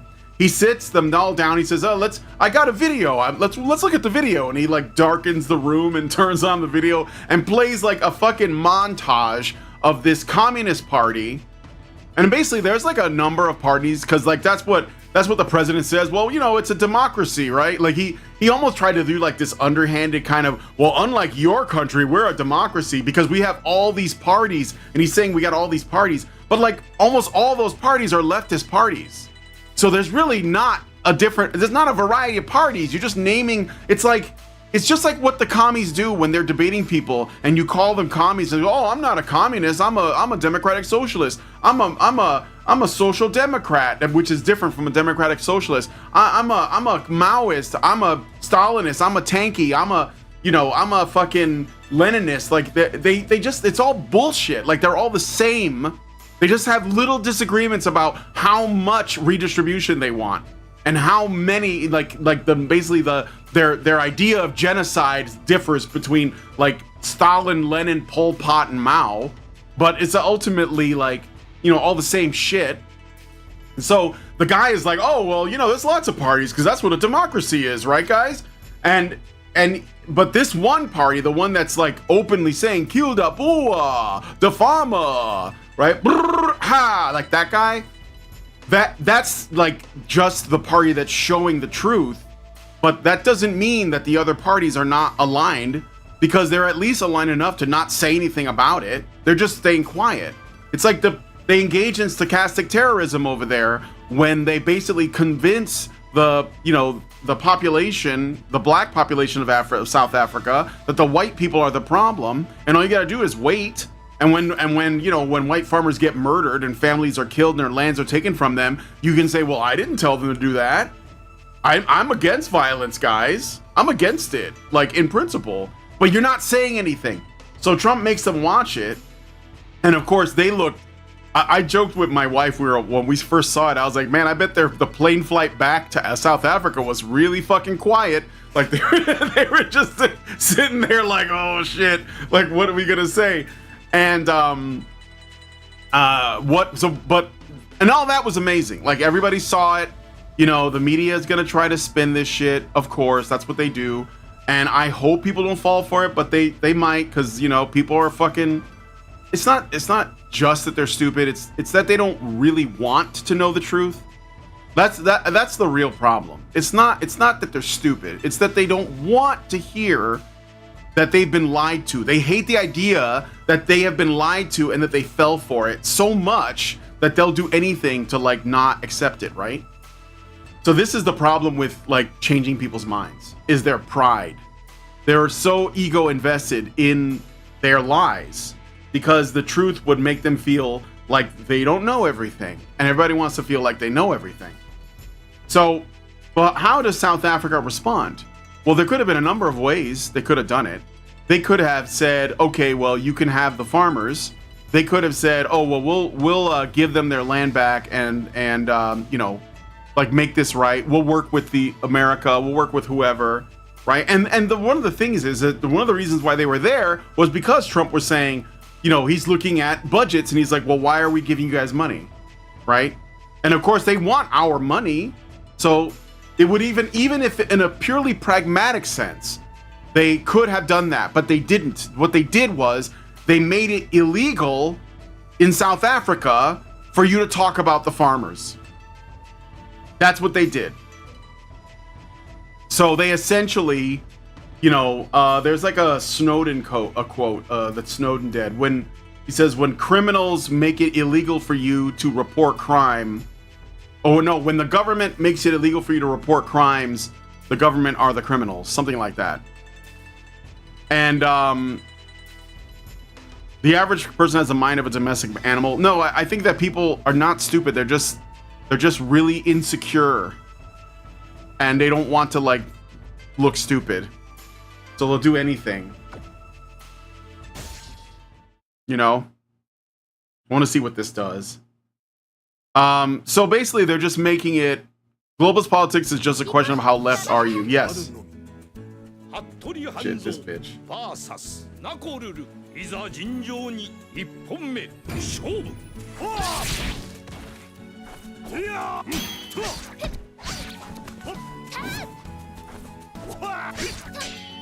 させぬ I hate that move.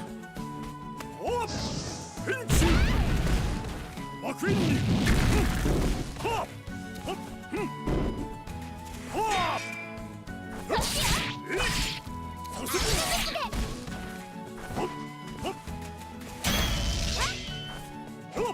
烈風手裏剣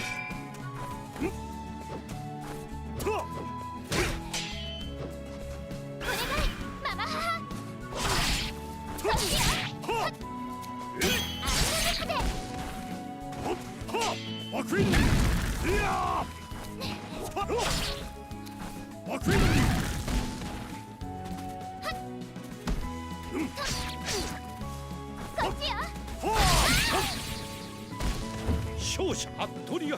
I'm glad Trump took it to the president of South Africa. Carl asks on X if there aren't any South Africans against one. If there aren't any South Africans against what's going on, I replied saying they'd be buried under voices of supporters. Yes. Gabriel says Rhodesia all over again. Yeah, and we're never gonna. Are we gonna learn from it, or are we just gonna keep blaming white people for everything? Like, it really kind of pisses me off that there are people who are so like committed to, and like, and that the other thing too is that like what we're seeing here is like it's like a pattern is emerging that anybody who has eyes to see and ears to hear can see. Okay, so like, you know, you got incident after incident of blacks in America just like, you know, disproportionately acting violent to white people for no reason. You know, they're like that. The Carmelo Anthony thing is not something that happened in a vacuum, and the support he has and the people on TikTok and all and social media that are like behind him are acting like what happened with Shiloh Hendrix is the same. It's not even close. Not even close. You know, and then you add on top of that, like the media's response to the fact that Shiloh Hendrix is getting support, then what's happening in South Africa. And what's happening in Europe, it's like getting to the point where people are just like black fatigue is real, and I'm sorry, but I understand it. I am sympathetic to it. Trump should pull all financial support. They would cave really fast, but I don't think he'll do that because he'll be called racist. Yeah, Norwegian says the problem is that the more you try to appear intelligent, the less intelligent you're going to look. Well, yeah. Ow! You cunt.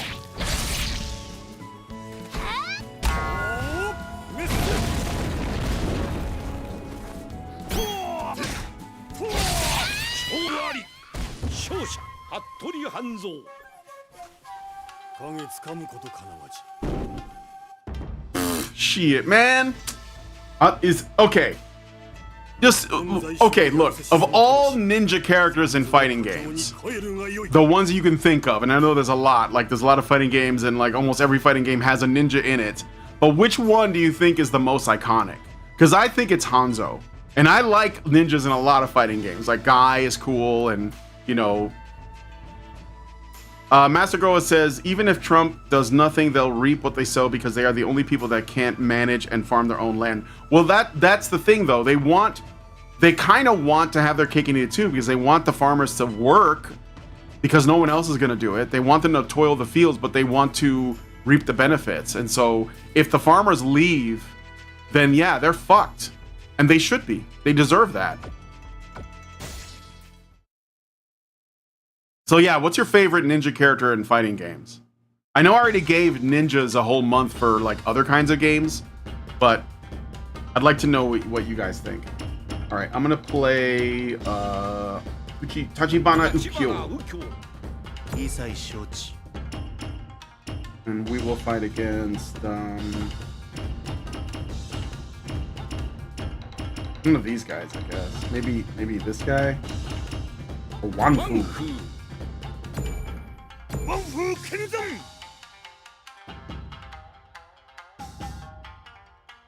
Brother, this is not the way. Do you know the way? You do not know the way. 牛の国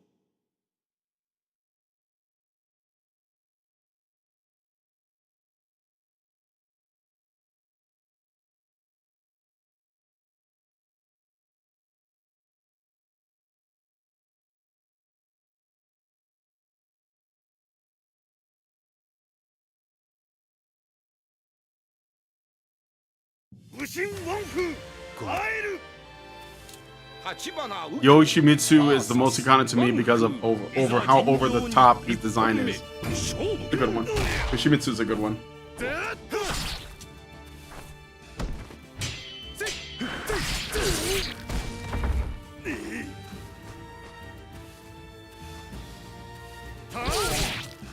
Oh, that's yeah, Wanfu's music. That's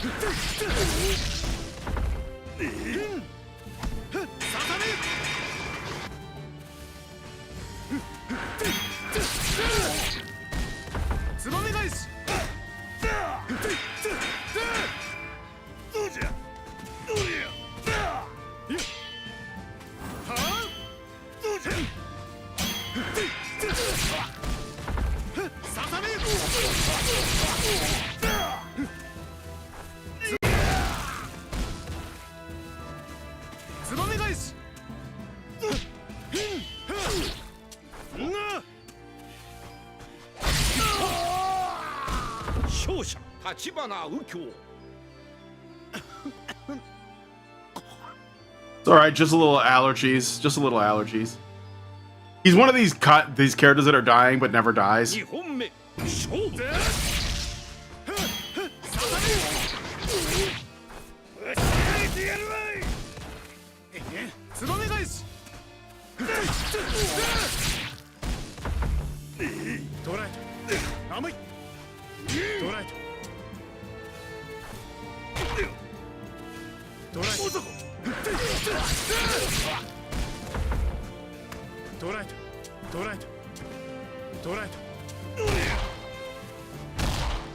I'm trying to do the counter so I can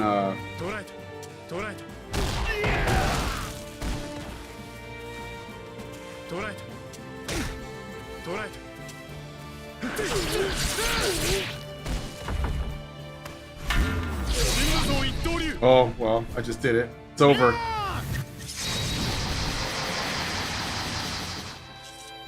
Time for a haiku.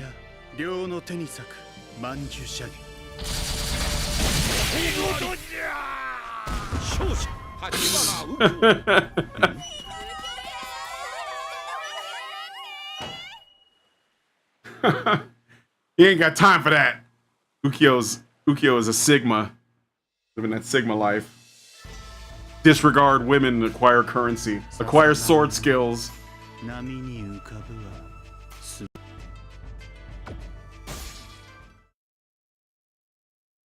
Whites in South Africa are dumb for coming back after the last cycle. There is a repeating cycle. They kick out the whites and they starve. Well, you know, I learned, there's a channel that I watch sometimes.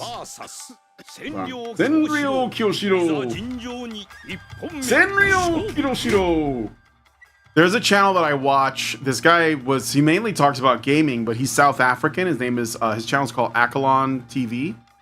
And he was giving a little bit of insight into what's going on in South Africa. And he said that the worst group of people in South Africa are not the blacks. They're the white liberals. They're the most anti-white, the most oikophobic, the most self-hating. Now, of course, this isn't surprising to me, but I shared this because, you know, a lot of the thing is what's happening as a result of everything that's going on is that race consciousness is like becoming a big thing amongst white people right now, at least not a lot, like basically mostly the online people, right? And their folly is, in my opinion, like despite their racial consciousness and everything that they're talking about, like, you know, average IQs and genetics and stuff. And there's people that are in our comments over on Honey Badger Arcade or Honey Badger Radio stuff that are bringing that up. But one thing they don't seem to get, and I keep trying to tell them this, is that your white nationalist, like, you know, bullshit is not going to work because white women are going to be the largest obstacle. Women are the obstacle. if you don't get over that, you're not going to fix shit, okay? And the white liberal women of South Africa are the worst anti-white people. So South Africa is screwed because of people who look like them, not because of the blacks, because they could just leave. I mean, they are in a minority, right? So they're not in a safe place, but the white liberals are the problem. This is just the same with the Wignats on X that are constantly like, you know, talking about the Jews and everything. And it's like, yeah, that's nice and everything that you're seeing this, but nothing's gonna change if you don't do something about your women. Like, you can forget about your pure Aryan heritage if the women are out here like sleeping with any dude that doesn't look like you because they have been conditioned to believe that that's better. And you're not changing anything until you change the women. That's just what it is, okay? Yeah, white women not having children will doom Europe. It's funny because Ramaphosa tried to brush it off by saying they have a crime problem and whites aren't the only ones being ended, but what color are those criminals even in South Africa? Yeah, no, for sure. That's the same shit they do here in the United States when we bring up the crime statistics. And they say, oh, well, white people are killing white people more than black people are. And it's like, you're because they don't want to address the issue. But anyway, yeah, the Wignats got it wrong when they keep going on and on about, because that's by the way, that's the reason why, if you notice, whenever a white woman does something edgy that the Wignats like online, they surround her like she's a queen. And what they're engaging in extreme gynocentrism, obviously, but they think that, oh, this is the white savior, this is what we need. And what they don't realize is that most of the reason why those women are successful online has nothing to do with them being white and everything to do with the fact that they're women. It's because they're women. Shiloh Hendrix made $500,000 because she's a woman, not because she's white. If a white dude had said the N-word in front of a child on a playground, he'd be in the hospital. Like that, like it's because she's a woman, and these guys don't get it. Like, and then they have like the it's not, I wouldn't say the nerve, but the audacity to think that that's a red pill thing. Like, yeah, acknowledging crime statistics and racial differences is, you know, it's reality based. But like, if you don't see that only women could get away with this shit, then you're just not paying attention. You're delusional, in fact. Like, you know, when I spoke to Far From Eden yesterday, I asked her straight up, I said, do you think that being a woman gives you an advantage? Like, to being able to send this message? She was like, oh, absolutely, 100%. I was like, yeah, obviously. Like, you're basically resistant to dismissal if you're a woman. It's the reason why I got involved with this. Like, I saw Karen's videos, and that's what got me interested. Because I was like, oh, I can't believe a woman is doing this. The fact that I would even have that enter my mind tells you how, you know, I wouldn't say brainwashed, but how conditioned we are to, you know, not take men seriously when they speak about their problems.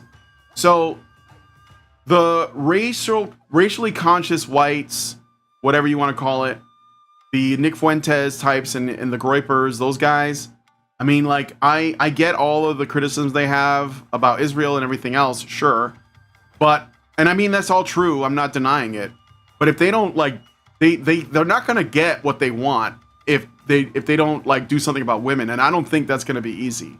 So I hate to tell you this, Groypers, but you need MRAs to even have, like, a chance. Because, you have to address the woman problem. It's the bigger question even than the Jewish question, honestly. Because you can eliminate all Jewish influence in the United States. You know, you could do that. Let's say you did, and you would still have to deal with women. Half the population. Like, you know, it's not going to change anything. You know, Jews make up a very tiny percentage. And blacks also, right? You can just avoid those people, and you'd still have the problem of women who you have to live with. So, she must be protected at all costs nonsense. Yes. Yep, white women are not having children will doom Europe as far as ethnocentrism goes. Yes. Liberals are the problem. everyone, you mean everywhere. Leftism is globalism. Yeah, leftism is statism and globalism. Statism ultimately is globalism. Liberalism destroys society by design to bring in the globalism. Norwegian Black Templar says, I was waiting for HBR and Far From Eden to do a stream together. Yeah, I mean, like, she's really happy to come on again sometime. I don't know, like, when, but I'll definitely have her back on. I heard George Orwell understood women were the heart of the problem. This is literally biblical. Eve ruined everything. That's a quote from 1984. Yeah. Yeah, it was the women that started it, right? Yeah, that was in 1984. Okay, anyway. Senryo Kiroshiro.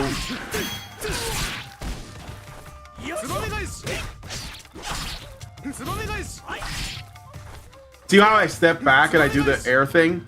That's because like when you're in the air, when you hop back, it counts as being in the air, so you can do an air move. Although it doesn't always like that doesn't work either, it seems.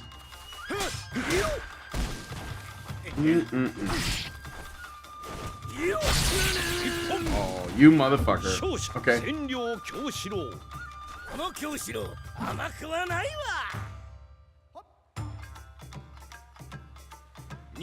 This is another thing that's really great about this game is it's got really good music.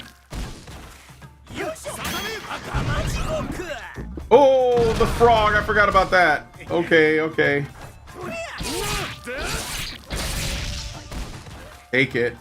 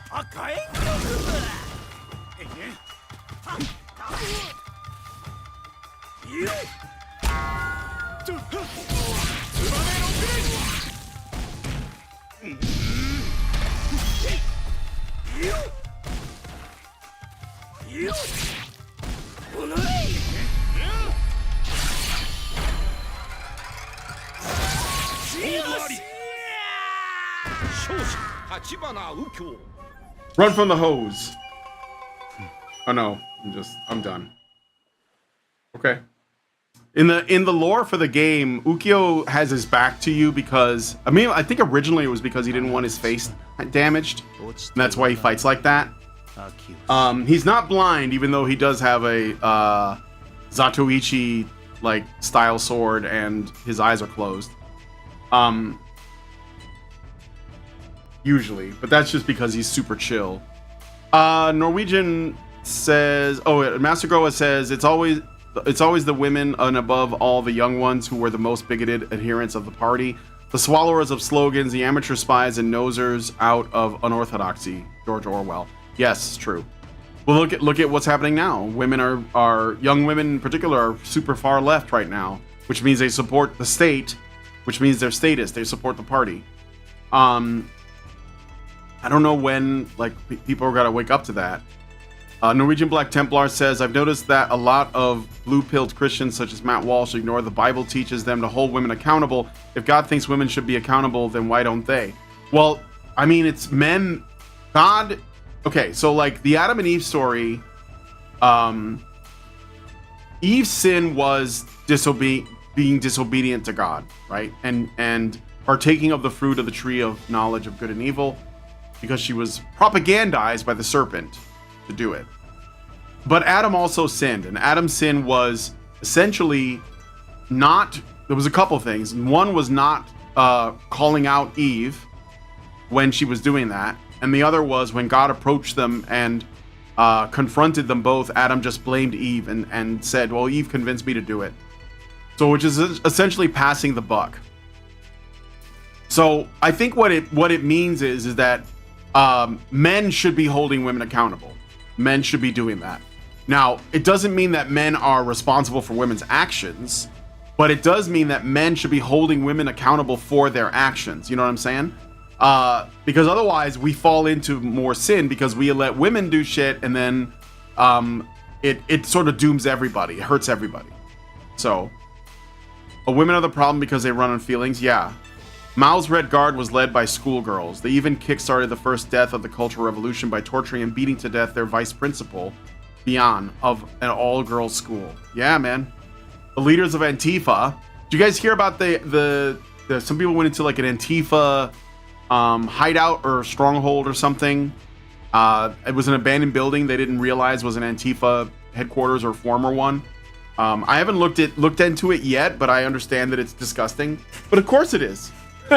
This is the thing, like, these boys that are being radicalized into these groups like Antifa, it's happening because they're being abandoned by their families. Like, they're looking for a sense of belonging and meaning, and they're probably all fatherless.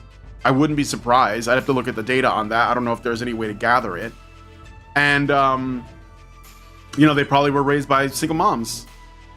And that's how they ended up in that situation. So, all right, I'm going to select, do one more, or maybe like a couple more matches, and then I'll have to end the stream. So, let's do Jubei.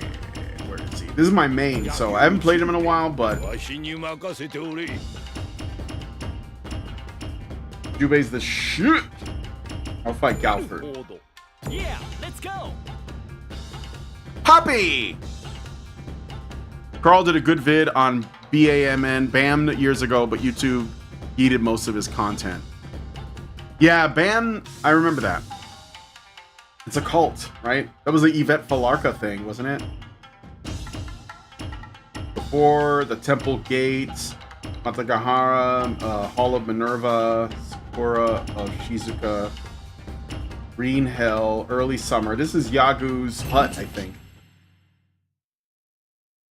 One thing that is missing from this, though, that I think they should, I think it's missing from this, that was a staple of Samurai Shodown, was the destructible backgrounds. Like, you would cut, if you did a slice near something, it would cut the object. And Jubei's stage was like a bamboo forest, and there was all kinds of bamboo to cut down while you were fighting. It was just a really cool thing that they didn't, that I guess they didn't do for this game. I don't know why, but. ガルフォードいざ尋常に1本目勝負か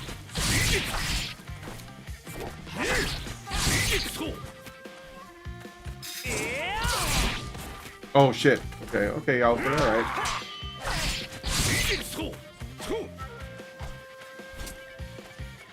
Hey, lost my blade.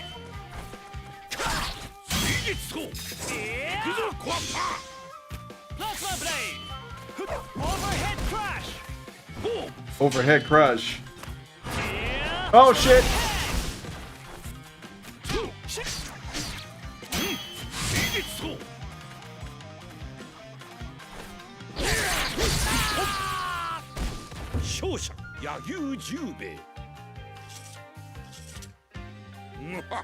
Who is Jubei Yagi? Let me ask. I'm gonna ask the Chun-Li here. Hey, who is Yagyu Jubei?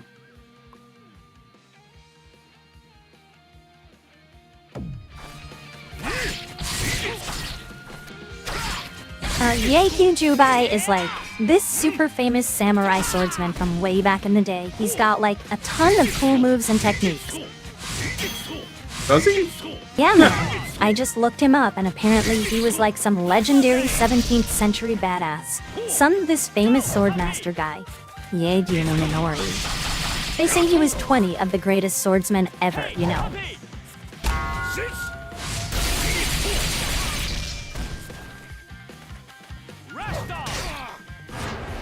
Oh, the dog did a fucking Izuda drop. What? Uh-oh. Go, puppy.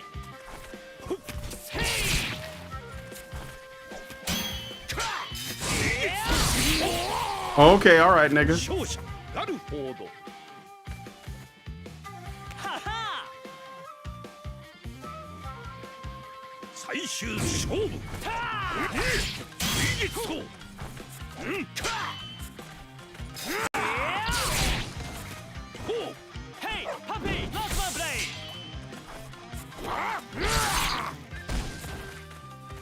行くぞコアッパ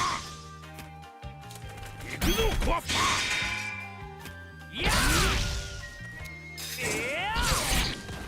Ah, press the wrong button.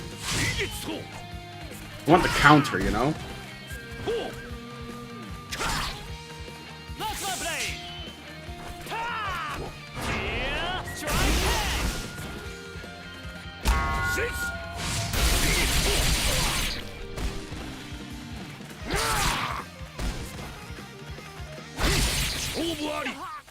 That right in the artery.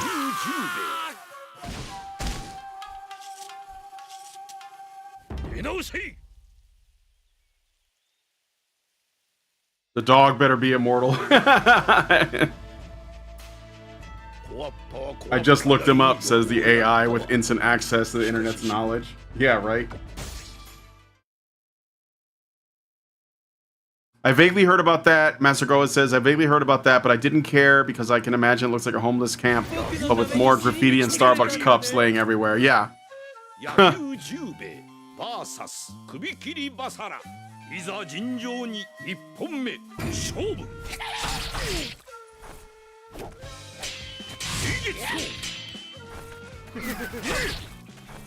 Oh, that's okay. He's tricksy. This guy's tricksy. 行くぞコアッパー行くぞコアッパ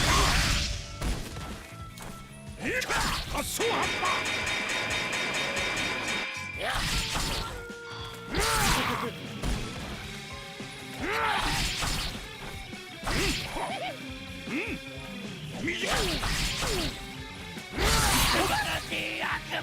勝者柳生十兵衛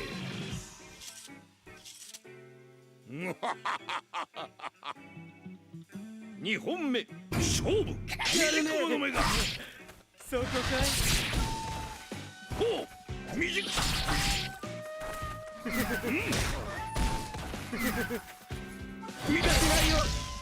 おお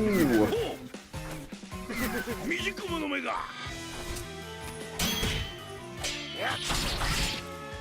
リスカクラトー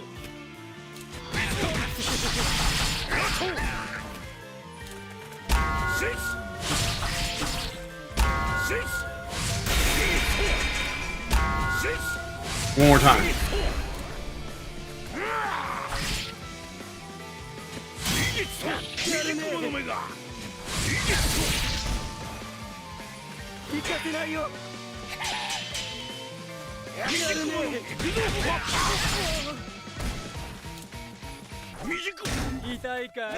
Oh.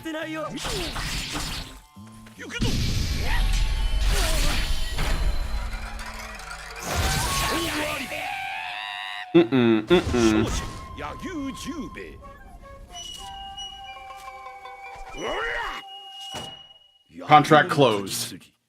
主では見切れぬわ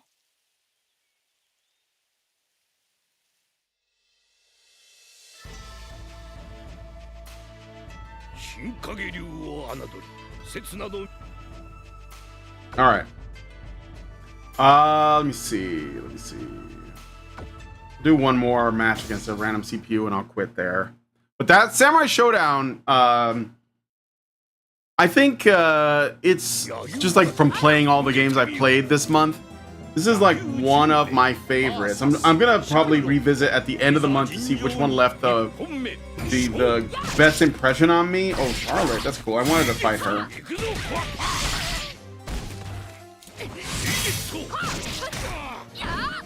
One of the things that's cool about Jubei's this attack here, if you do the hard version, it'll counter the first one depending on the timing, and then the second one comes out. It's actually Jubei is very similar to Geese Howard. He has Reppuken, but it's not called that. That goes along the ground, and he has counters too, and his counters do a lot of damage. But he's not quite Geese, but yeah, that's a good command throw that she's got. Oh, you know what I wanted to do was see, wanted to show you guys Charlotte's stage, because it's It's like, I mean, this isn't quite the same level, but Charlotte's stage in fighting games is probably one of the best stages in fighting games. Like, it's a very cool stage. Yeah. So I'll fight her, but I'm gonna fight her on her stage. Where's Charlotte at? 私の剣をお望みかな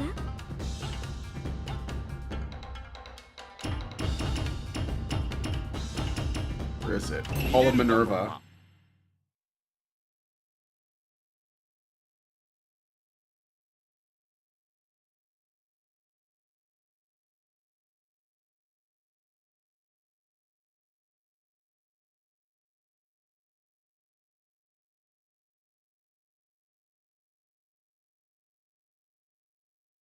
All right, here we go. 柳生たち受けてみよう。柳生十兵衛 VS シャルロット。 See the giant painting in the background? 一本目勝負。 Super cool. 水月刀。水月刀。水月刀。水月刀。トライします。トライします。 See, that's cool. You can't really play like a fireball game against Jubei because he can counter it with one and shoot another one. That's the purpose of it.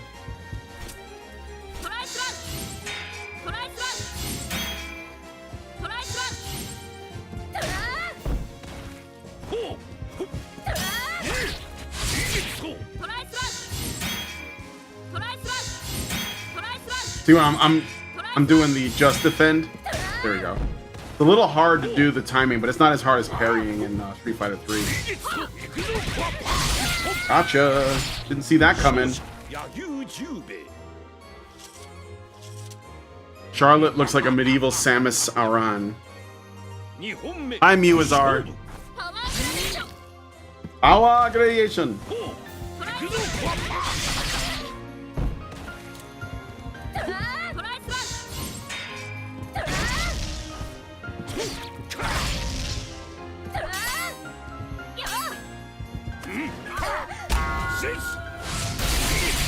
Disrespectfully shoving women. What are you gonna do, bitch? Go get it. Go get it. Yeah.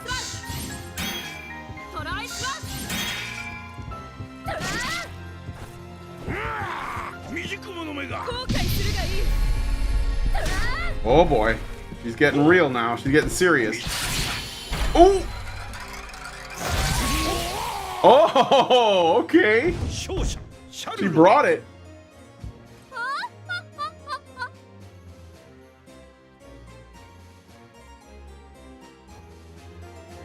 I'm good, Muazar. How are you?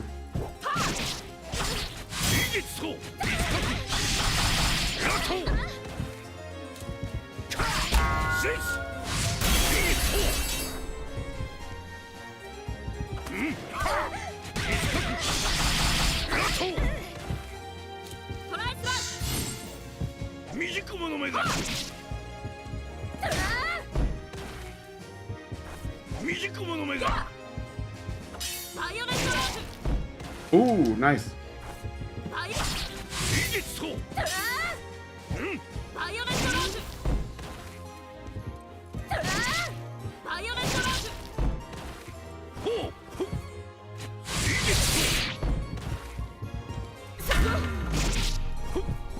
Oh, I missed it.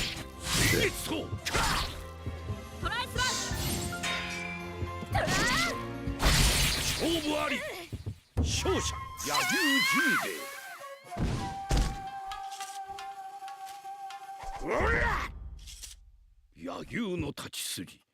Tired? That laugh, yeah. Iconic. Iconic laugh. Anime laugh. Alright, let's try one more match with the Warden, I guess. Kind of curious about... I think the Warden's got a cool, like, super special, and then I'll end the show. So we'll go a little over, but I got errands to run. Gotta get ready.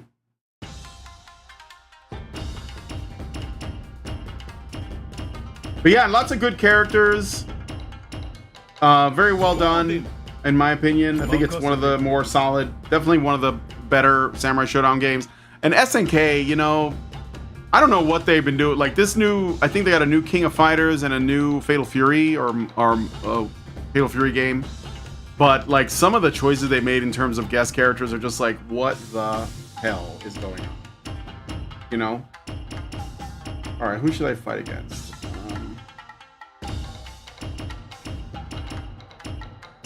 Who haven't we seen? The Bow Chick, Sogetsu, Rimururu.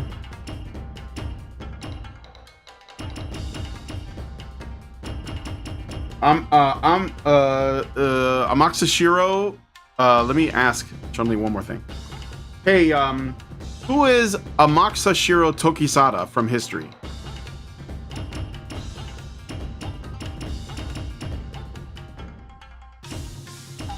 Amaxashiro Tokisada was a famous samurai from the Sengoku period, known for his loyalty and skill in battle. That's not really enough information, but okay. Wasn't he was killed for being a Christian, which they did a lot in Japan. But the boy, I guess. New Fatal Fury just released, yeah, but like I said, I heard things about what's in it. I think I'm gonna go with ooh, that fireworks. This is kind of cool. Cristiano Ronaldo is playable in Fatal Fury now. Nigga, what timeline is this? Yeah, what? Why? Yeah, the soccer player. Yeah, I mean, like, I don't know. That's just, it's just dumb. I don't know what else to say. And the musician guy, is that the guy you're talking about? No, there's another guy. He's like a DJ or something that's playable.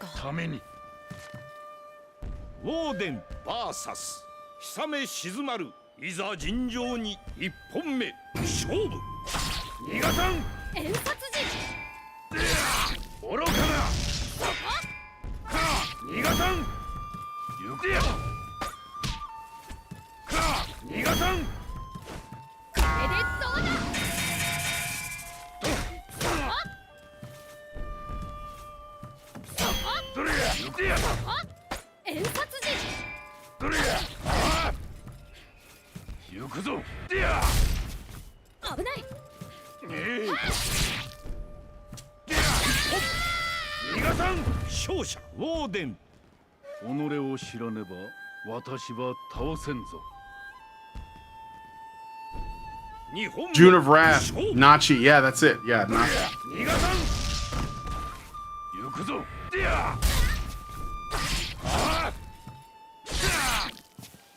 Oh boy, dude.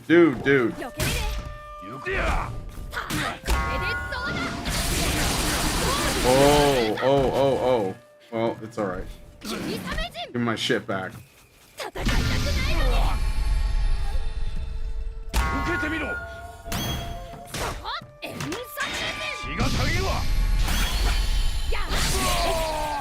Oh no, we got no meter.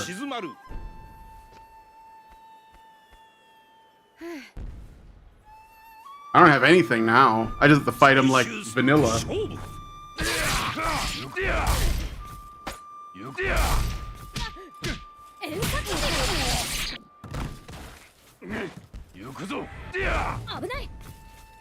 Oh, okay. All right.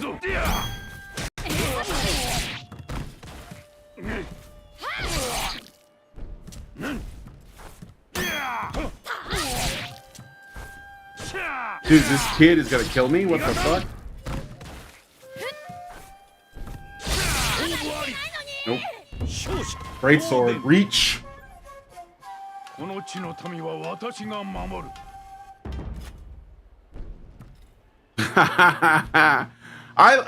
think the thing is, when you get guest characters, I think characters like this in a Samurai Shodown game, that's perfect. It fits. But a fucking soccer player and a DJ, like, I'm sorry, no. Like that doesn't. I don't. And it's like a real person. I mean, that's kind of like been going on for a little while. I think with Call of Duty games, they put like, you know, Nicki Minaj in there and other weird, like real people. I think Fortnite has real people in it that are playable.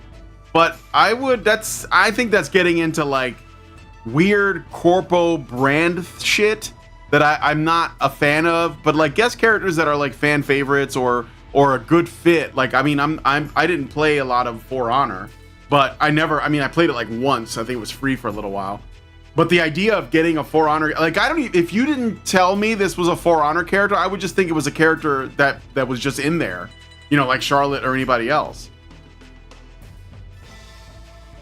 It's cool that they're based on somebody like Mike Tyson. Yeah, I mean, Mike Tyson's Punch-Out is a classic game, but I think more of that has to do with the gameplay being good. And Mike Tyson is a boxer in a boxing game. But like, a soccer player is not a martial artist. A DJ is not a martial artist. That's what I'm saying. Like, Mike Tyson works because he's a boxer in a game about boxing. Anyway. Good to know, still based. Oh, you're talking about Musashi Miyamoto. What would Miyamoto do? I knew he had a song with Trinidad James. It wasn't bad. And Balrog. Yeah, but like, again, Balrog was supposed to look like Mike Tyson, but it was based on, his name was actually Mike Bison in the Japanese version. But they were worried about copyright, which is why they switched all the boss names around. But even if it was, like I said, even if it was, it's like, yeah, but he's a boxer. Like, it's a fit. Like, he's a boxer in a boxing game, or a boxer in a fighting game that has the boxing fighting style. But like that's like putting like, I don't know, it's like, it's weird. It's like putting like someone who is alive today, famous, and in something, but the thing that they're in has nothing to do with what they're famous for. It's like having like, you know, well, Andrew Jackson is in he's a historical figure, but he's in a Samurai Shodown game, but he has a gun. And if I remember correctly, Andrew Jackson was the guy who killed a guy in a duel or something, unless I'm mixing up with Hamilton or something. And I mean, I think that's pretty, like, that's funny. Also kind of based, so they don't fit, yeah. But anyway, so this is Samurai Shodown. I'm gonna end it here because I gotta go. So, but thanks guys for coming on the stream and checking it out. Have you played Samurai Shodown? This is the 7th game in the series. And if you want to play like some older versions, you can probably find older Samurai Shodown games for free online, or if you're on I think it's like oh, I forget what it's called, but it's like an online, I have it. It's like, shit, why am I blanking on this? It's let me see here, what is it? Yeah, here it is. It's called Fightcade. Yeah, Fightcade. So if you get Fightcade, look up Fightcade 2, and it lets you play a lot of different arcade games, and Samurai Shodown games are on there, so you can play them for free. But if you have this one, you know, I want to know what you think. Do you like this game? Would you recommend it? I don't think it's getting any more support, which is fine, because these things are, I think that ultimately these games are meant to be played locally with friends, and that's how I'd like to play them. So, but anyway, let me know what you guys think about this one in the comments. If you guys like this video, please hit like, subscribe if you're not already subscribed, hit the bell for notification. Leave me a comment. Let me know what you guys think about Samurai Shodown, and I will talk to you guys in the next one. Long live Vivian. With the glass ceiling broken, all the oppressed groups shall prosper, especially the most oppressed group of all, gamers. I want people in the industry to be a little bit louder about people being mean to other people, and maybe say it's not a good thing. Yeah. Maybe say we don't want you around if you're going to be a cunt. Yeah. And hateful. And that the games industry is diverse naturally. Not because anyone's making them be diverse. Because the world is diverse, you stupid motherfucker. Yeah! And if you have a problem with that, come fight me. Physically. Bitch. Has anyone taken you up on that yet? No, because they're all pussies. Yep. Down here, salt is a way of life. Obviously, the environment down here is all salt. The ceiling's salt, the floor is salt, the walls are salt, and to an extent, the air is salt. And you breathe that in, and you can constantly taste the salt.